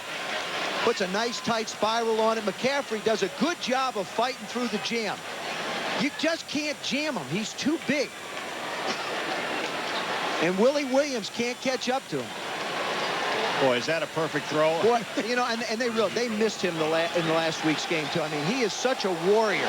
Since Miller threw the interception, he has gone 8 for 8 for 92 yards. Gary, nothing there. Tries to bounce it outside, and Simmons just lays a shot on him at the end. That's Anthony Simmons. This guy is really impressive. In that short area from tackle to tackle, he is taking everything there. Number 51, he doesn't quit. Anthony Simmons, watch him. He's right there on the right of your screen. Look at this. He finds Orlando Scary Wilkins. He sees him, goes back to the outside, and then lays a lick on him. Chad Brown stands everything up, and he winds up getting in the mix even with Howard Griffin. In this situation, if you're Denver, you can take advantage of the aggressiveness of the linebackers of Seattle. Mike Shanahan might want to consider running a little play action, get those linebackers inside, jumping up, and try and get the ball to Dwayne Carsdale or Byron Chamberlain, one of the tight ends. You know, it's the nature of this business that teams and coaches draw criticism from the local press in their cities. But when we were looking through the Denver newspaper clips, it was really incredible to read some of the columns written by a guy named Mark Kisla, because they amounted to what I thought were vicious and personal attacks on Mike Shanahan. You would think that this Broncos coach, instead of winning back-to-back Super Bowls, hadn't won a game in 5 years. This guy deserves all the respect in the world and not cheap shots from people. You know something else, too? He handles that with such class. Yes, he does. I mean, there's a lot of terrific coaches, a lot of fine people, and Mike is one of those guys that coaches in the National Football League. Got all the respect in the world for him. If you're a writer and you're going to pick on a coach, you better know who you're picking on. There's some guys you can pick on, but Holmgren and Shanahan aren't two of them. 2nd and goal.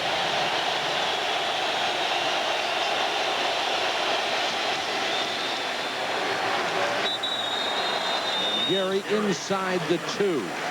I just don't believe that Denver's going to be able to pound the ball in. I didn't believe in the last series, right. And I certainly still don't. Well, I think you're about to get your play-action pass. McCaffrey is coming back into the game. See, I would have liked it on 2nd down. You know, 2nd down is when you sort of got them in a bind. It's 2nd down and 3. They're not quite sure. You know, I would like the call better on the last one. Well, they got a bunch of linebackers and defensive linemen in this game. McCaffrey on the right side of the formation. Instead, they go to Griffith. Touchdown. I like it.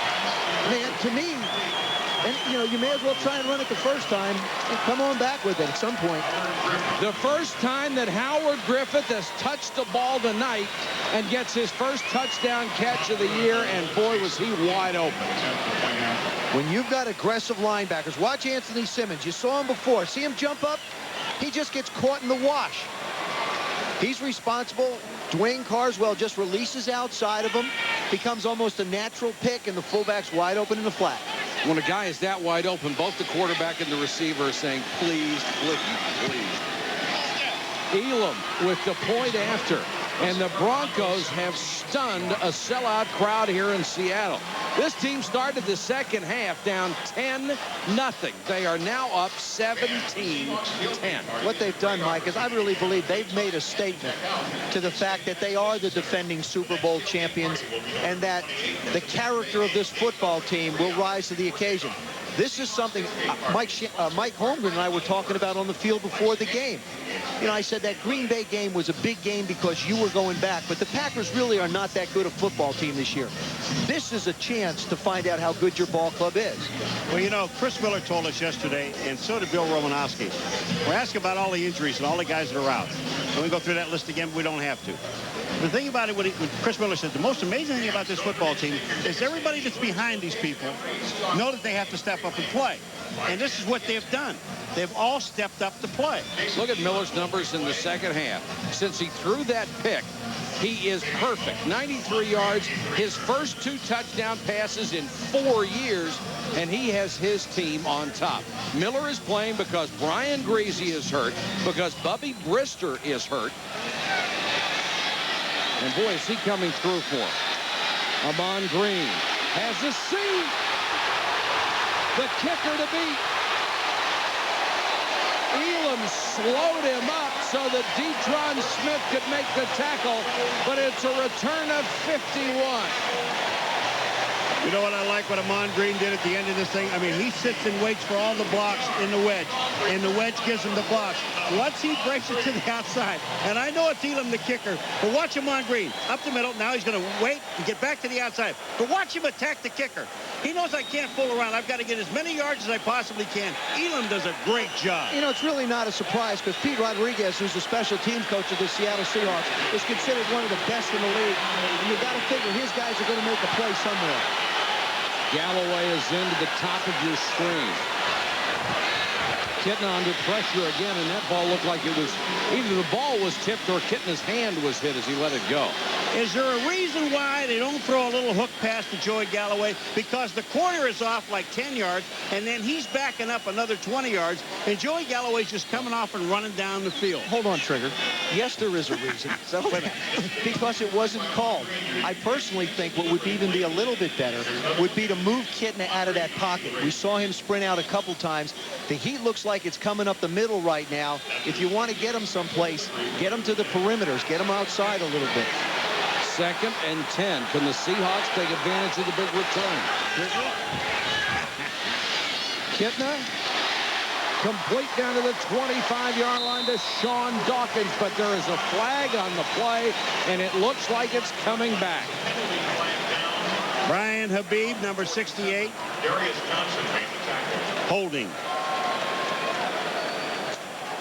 Well, that's a big one. And he's holding Trevor Price, number 93, if they let it stand.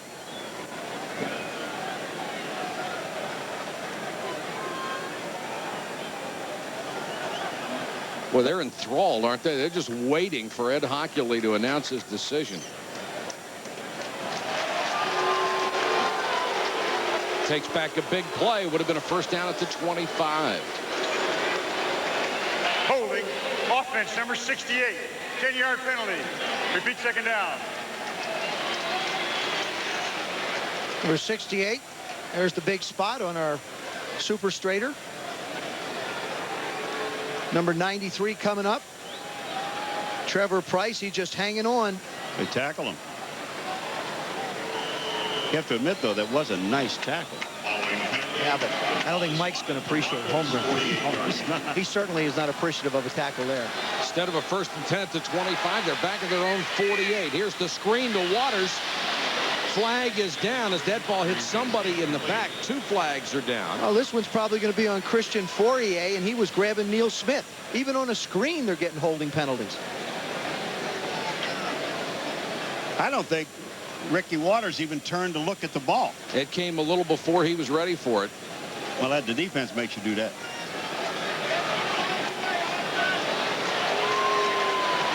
Well, you got tripping and illegal touching. Choice of the stand. It appeared to hit one of the offensive linemen in the back. He can't be the first one to touch it.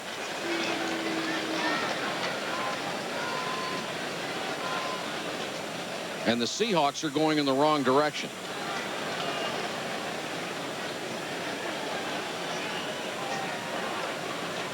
There were 2 fouls by the offense on the play. There was illegal touching by an offensive lineman, number 66. That penalty is declined. There was also tripping by the offense, number 86. That penalty is accepted. 10 yards. Repeat, 2nd down. Christian Fourier, the tight end. You remember what Bill Romanowski told us yesterday in the meeting, Joseph? Kitna cannot beat us. Well, no quarterback can beat you when it's 2nd down and 30. I mean, to me, 2nd down and 35. Joey's back. I don't think any quarterback could do that. I think that what's happened is they've created situations for themselves where they really can't make the first down. Getting it for Galloway. He got it. What a catch by Joey Galloway in front of Dale Carter. I take it back. Yes, you can.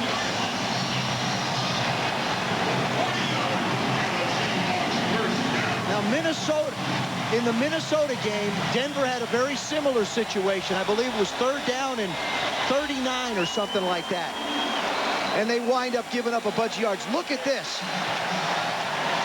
What a job of keeping his feet in bounds and hanging on to the football. He's back. It's to be on the Denver Broncos side of the field. Now, he's got it. Does he keep both feet in when he gains control? That is what they're going to be looking at. They'll be seeing the same replays as you do. I believe that he's got the 2 feet down right here. Okay, but now when he gains control, he's only got the 1. I believe that this might be overturned. And one thing that's not going to be determined on here is whether it's pass interference or not. And Carter had his arm on his shoulder. Now, they could have called that, but they didn't. And it happened right along where the Denver Broncos coaches had a chance to see it. He had it with one arm. It's going to depend on whether they say that is control or not. It certainly looked like he had control. Well, here, you see both feet are down now, but he does not have control. Now, he's got the 1 foot up. Now, was he forced out of bounds by Dale Carter? That's another question you have to ask. And the answer is? He's got the 1. He's not forced out of bounds. I believe that this is going to be ruled an incompletion because he only had 1 foot in bounds. Well, the call on the field was a catch, so they are going to need some really good visual evidence to overturn it. And Ed Hockley, using all of the 90 seconds that he has allocated to him. That's a good point you made, Joe. He appeared to have the feet down, but then he had control, and the 1 foot was in the air. I don't know whether they'll rule it that way or not. I don't think it's going to be a very popular decision. Again, you see it, both feet down, but he doesn't have control. Foot goes up.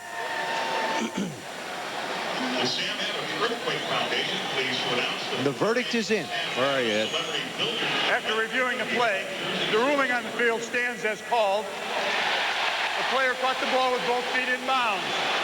Denver is charged with a timeout. Joey's sitting there saying, see, I told you.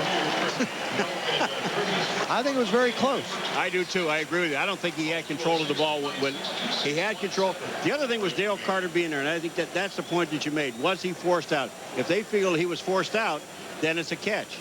It also shows you how difficult it is to be an official in this league when you take 90 seconds looking at replays and there's still a disagreement. No, you know, he took all the time, took in all the factors.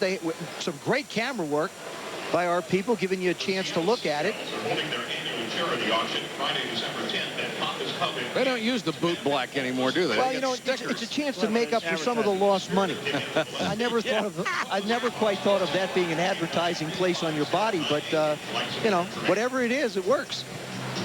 Boy, can you imagine what you get on my forehead? We could all retire. We could get a blimp up there. I know. The bottom line is it's a huge play, and they start inside the 20. Quick toss to the outside to Derek Mays, and he makes the catch. This is such a critical game in this division. As we said at the beginning, the Seahawks trying to signal a changing of the guard. They're already in first place.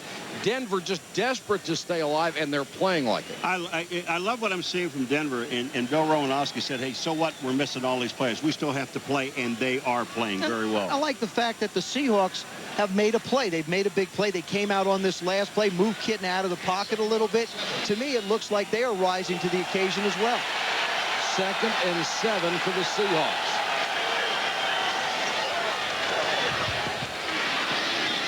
over the middle, batted away by Crockett. Reached around Sean Dawkins. He's looking for the flag, and so is the crowd. What a nice play by Crockett. I'll tell you, Crockett plays this thing beautifully. He just waits for the ball to be thrown. Take a look at Crockett at the end. He just sticks his hand in. That's just good defense. No, it's not. He's holding on to him, Paul. No, he's not. Oh, yeah. He's got his hand in there. Look at his left hand. It's away from his body. That's an excellent play.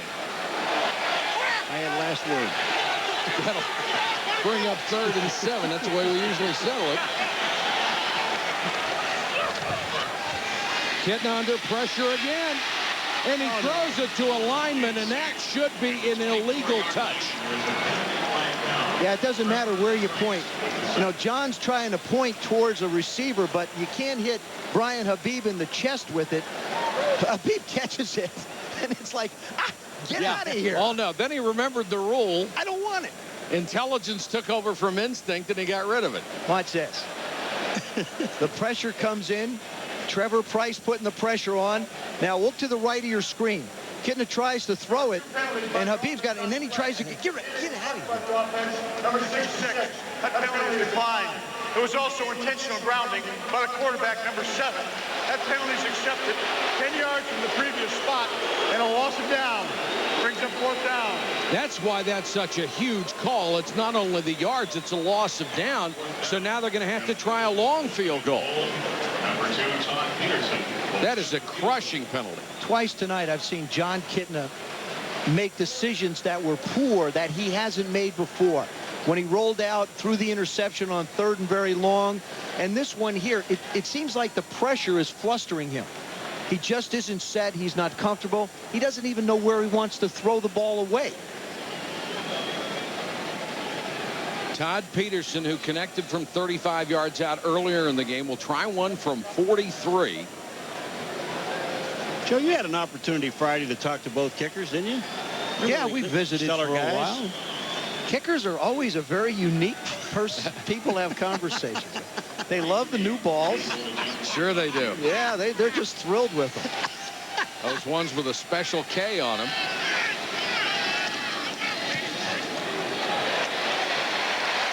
Peterson knocks it straight through. Told you they liked him. And the Seahawks have cut the gap to 4. 14:20 to go in the game. 17-13 on a perfect Sunday night. And a great ball game with the Broncos leading at 17-13. 14:20 to go. Chris Watson to return for Denver.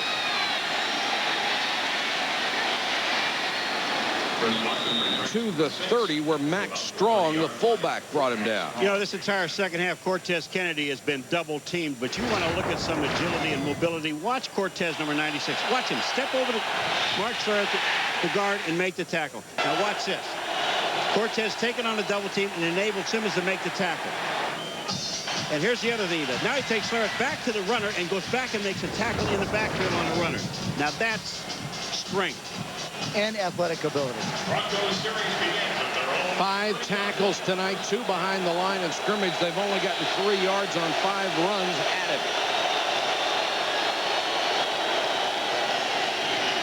it. Miller to Gary. Got away from Simmons. Ducks another tackle and picks up almost 9 yards. Coming up next, Sports Center, Dan Patrick and Rich Eisen standing by to catch you up on the day in sports.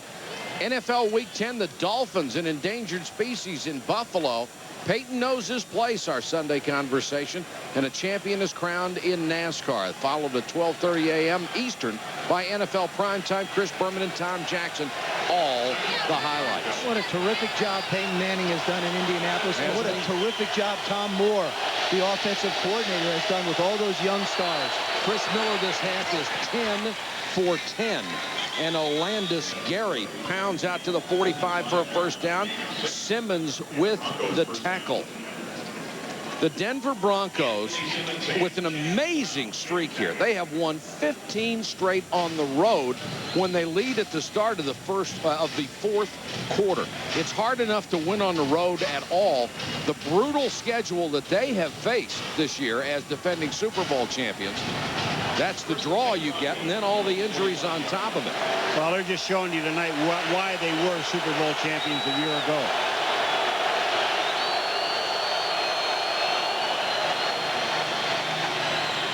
Griffith, blocker in front, does a nice job following the block all the way to the Seattle 35. Dwayne Carswell, the tight end, was out in front of him. He got him another 10, 12 yards. What Dwayne Carswell did here, Joe, is just absolutely, I mean, things above and beyond what you ask a tight end to do. First of all, he's in the pattern. Then he sees Griffith get the ball. And Carswell now becomes a blocker. He is a lineman in front of him. He does that at the line of scrimmage. He also does it downfield. You're absolutely right, Michael. He enabled him to get another 10 yards. And Carswell is tough enough at the line of scrimmage at 6'3", 260. In the secondary, he's looking to wax people. Now you can come back and run the football a little bit.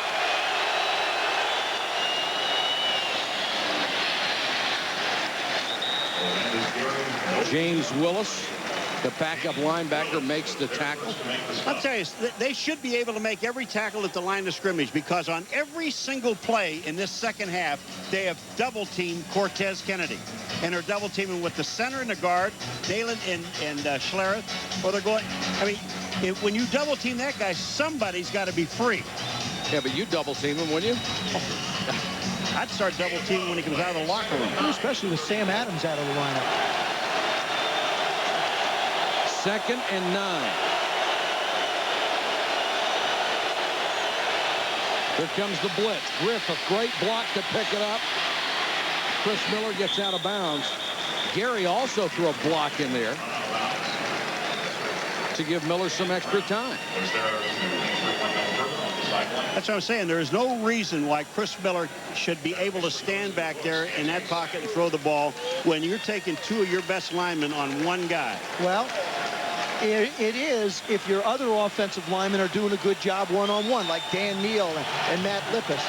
All right, here is Cortez right here. You see him, both Neal and Schlereth. They got him on the outside. Now you got people that are free. 3rd and 12.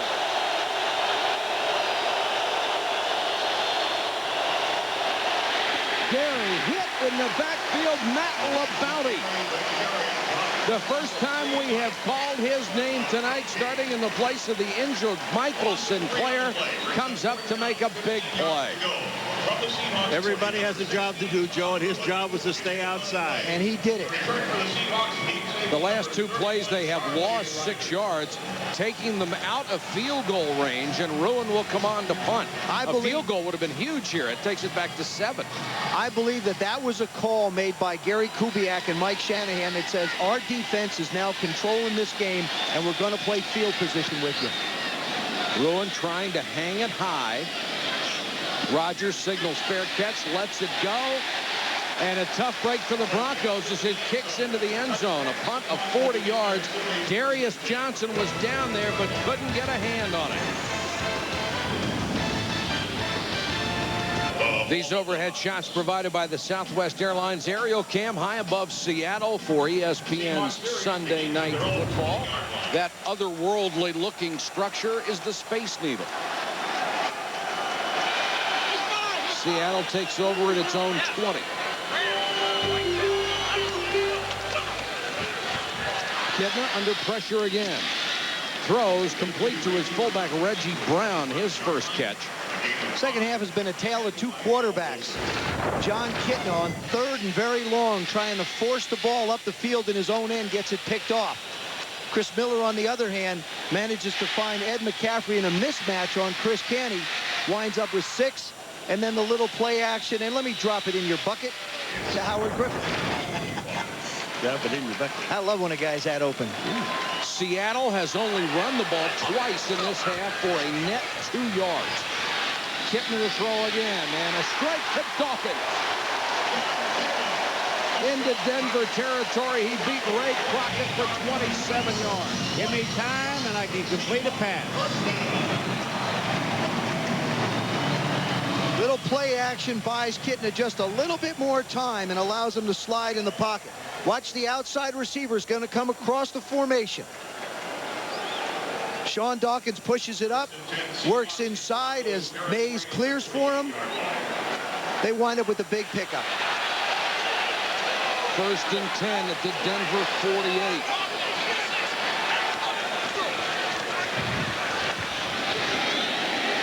Galloway. He beat Coghill for 28 yards. And John Kitna also audibled on that play.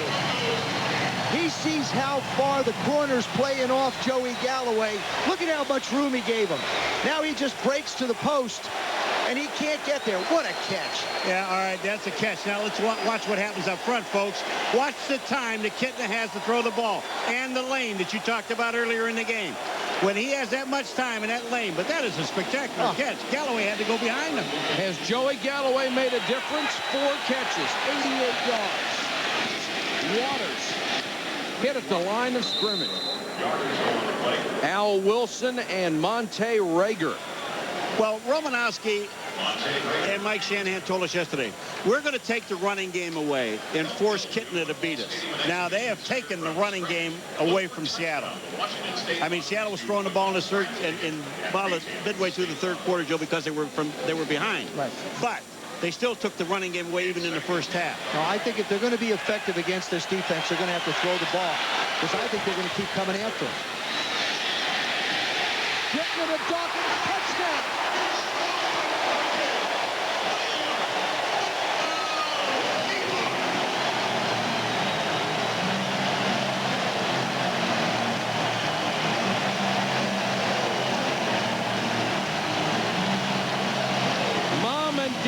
Love it. Kitna with a strike of 20 yards to Dawkins. Boy, Denver's corners are just giving these wide receivers 8 miles. George Coghill, for some reason, is winding up covering Joey Galloway before, and on this play, Sean Dawkins, and he's a safety. Paul, you said the Broncos were going to make John Kitna beat them on that drive. 4 out of 4 for 80 yards.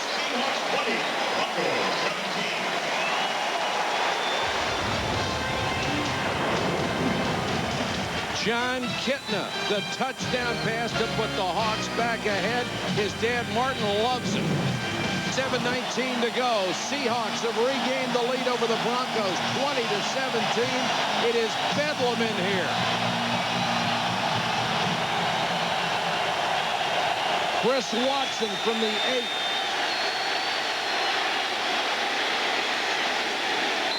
To the 28, Chris Canty. You know, Mike, we're talking about why is George Coghill so far off.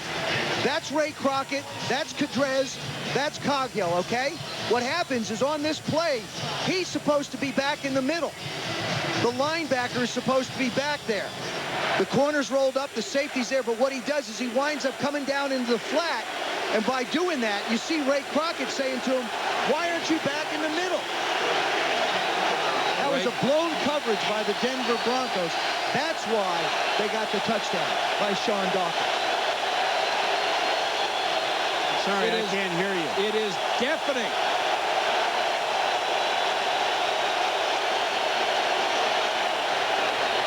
Miller over the middle to Smith, and Smith out near the 33-yard line.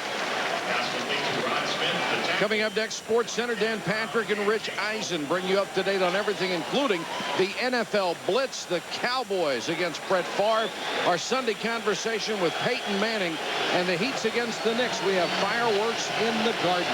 It was nice of them to quiet down so you could do that, Mike. Thank you. Now here they go again. Boy, this place is loud. Just the way it was 10, 12 years ago. Here they come.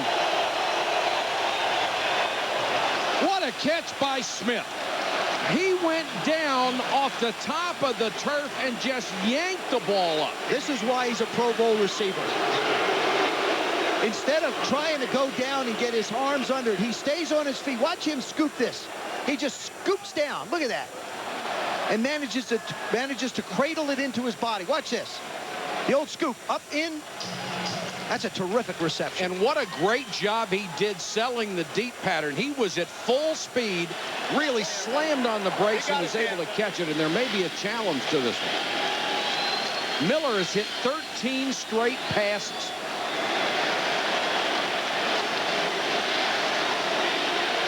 The officials are conferring.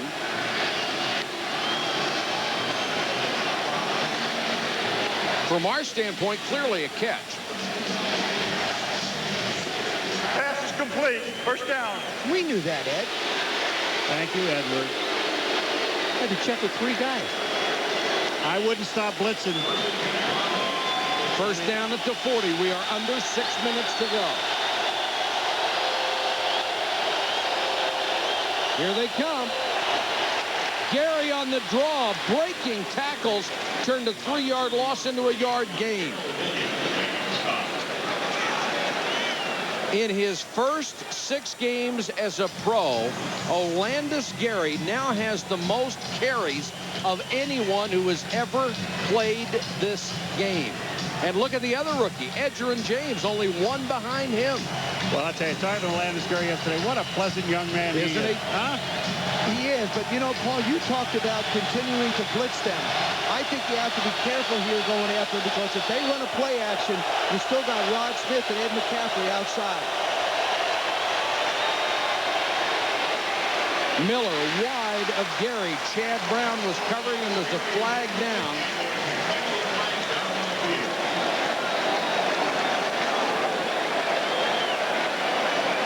Holding And it's Denver. a hold.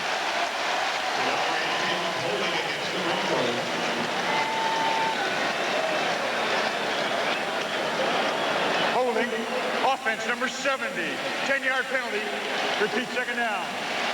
So instead of forcing a 3rd and 9, they will make it 2nd and 19. Well, the one thing, Joe, is, you know, that time they pulled off the blitz. They went up into the line of scrimmage and just did not. Teague is the guy that's holding. And Daniels on the outside, and this is where they call number 70 holding Philip Daniels. He's through the double team, and they called the hold. That's a good call. 4 offensive holding calls on Denver, 3 on George Teague, who's playing for the injured Tony Jones. Now I go after him on 3rd and long. Here they come. Smith in the flat. Got away from Canty and dove to the 40. Chris Canty with an ankle tackle. Willie Williams came over to help out and help save the day. I'm checking. It's Trey Teague. I said George. You know, one of the things that really bothers me, when you know you're going to blitz on defense, and you know that the quarterback is going to get it out in a hurry, why is it there's always, and one of your best receivers, Smith, outside there by himself? I don't understand it. Because it's usually the guy coming off of him, and the safety has to try and cover up. That's what the difference is. Thank you, Joseph. 4-man rush on 3rd and 10. Miller got a chance, has the first down, and slides in at the 45. What a play by Chris Miller. And he didn't hesitate. He saw that opening, and he was gone. Chris Miller looking like he's back home.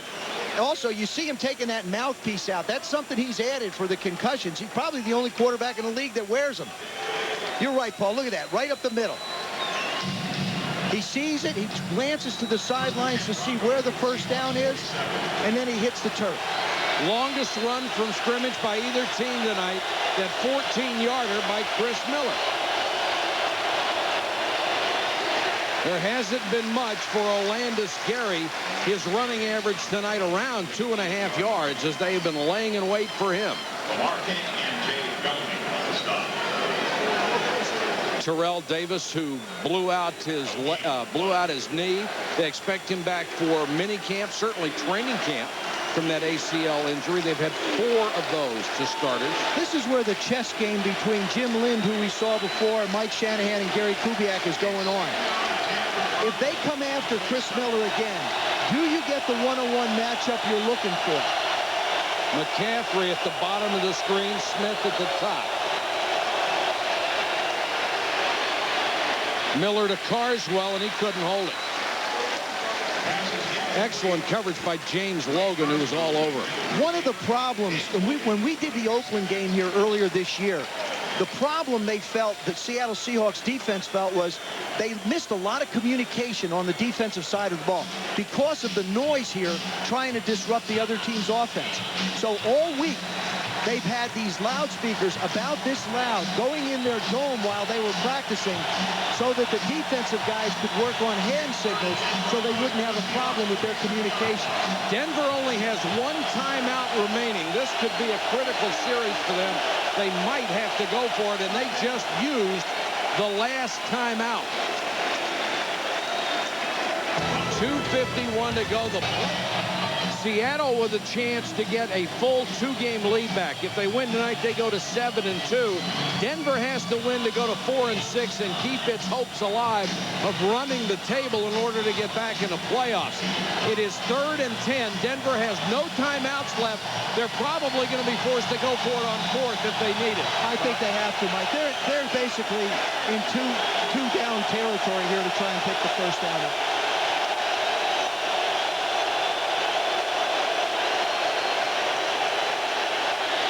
Miller with time, incomplete.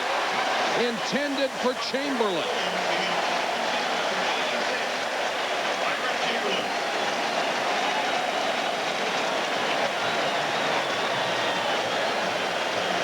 No hesitation by the Denver sideline. They'll go for it on 4th and 10. Darrell Williams had a shot at that one.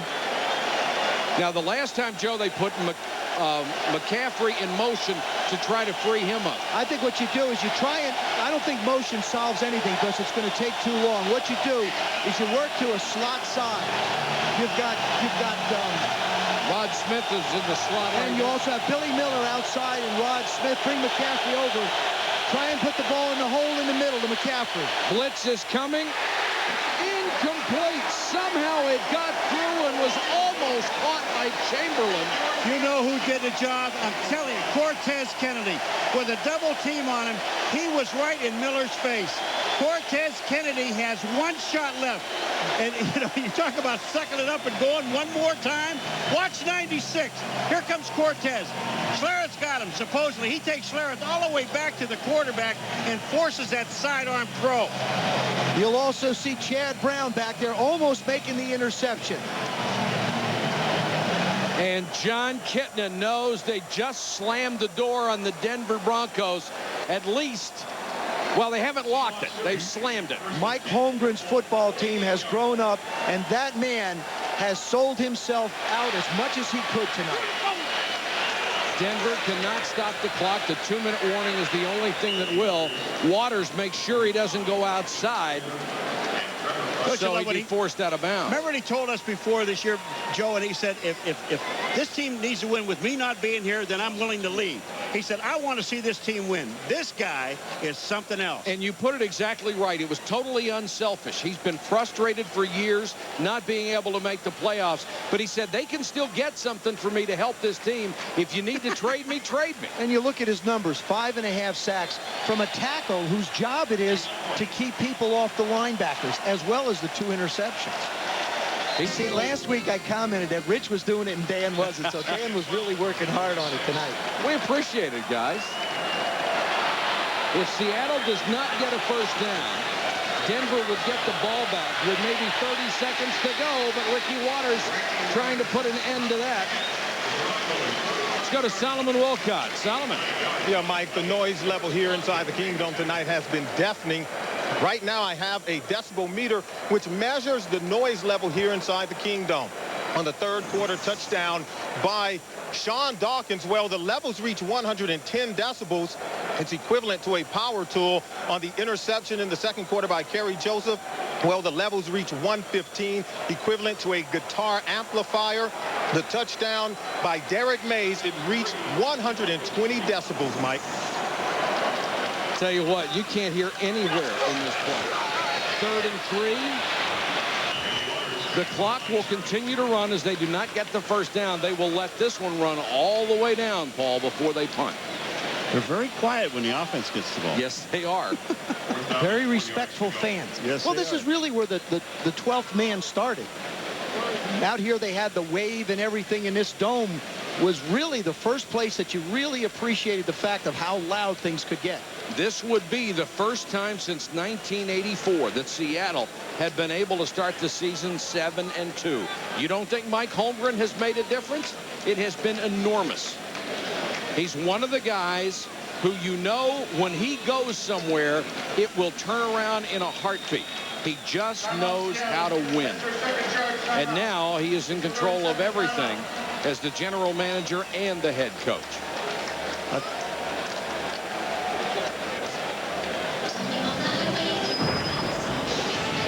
Monday Night Countdown tomorrow night at 7. Mike Tirico, Sterling Sharp, and Ron Jaworski with all the latest news around the league. Then at 9, it's ABC's Monday Night Football. Curtis Martin and the Jets head to Foxborough to battle. Back in Seattle, there is Paul Allen, who was the co-founder of the Microsoft Corporation. He bought the Seattle Seahawks, the driving force behind bringing Mike Holmgren in here to run this ball club. How about this? Mike Holmgren said they're sold out the rest of the year here. And he's thrilled. That's amazing. What a and difference. This will be the last year of the Kingdome. They'll have the new stadium in 2 years after playing 2 seasons at the University of Washington. Play at Husky Stadium. And they told Figels, let me just tell you what, you just get that ball out of there. Denver how with far no, you have to kick it. Just kick it. Let me ask you, do you kick it out of bounds, Paul? I would kick it to the left out of bounds. If you shake it, it still goes down the middle of the field. Denver looking to go for the block. Here they come. They didn't get there, and Figels did his job. Watson will let it go. The ball goes into the end zone. A 46-yard kick. So Denver in a terrible situation. Only 21 seconds left to go. They have no timeouts. The important thing for the Seattle Seahawks is both safeties have got to keep the entire game in front of them. They cannot allow any receivers to get past them. Go down on the goal line. Wait. Well, not quite that far, because remember, a field goal makes a difference in this game. I know, but I agree. I was only kidding, but like the 50-yard line is 50-yard line is about good. You're about right. I think that's where you start with your safeties. Keep everything in front of you so that you can make a play on the ball if you have to. Boy, they're not doing that. They've got one deep safety, and that's it. Well, wait a minute. Bellamy's on his way back now. They need at least 40 yards for a long field goal try. Miller just throws it as far as he can. McCaffrey made the catch. The clock is running. They've got to get up to spike the ball. They'll never get it. They've got a chance. Holy cow, what a finish.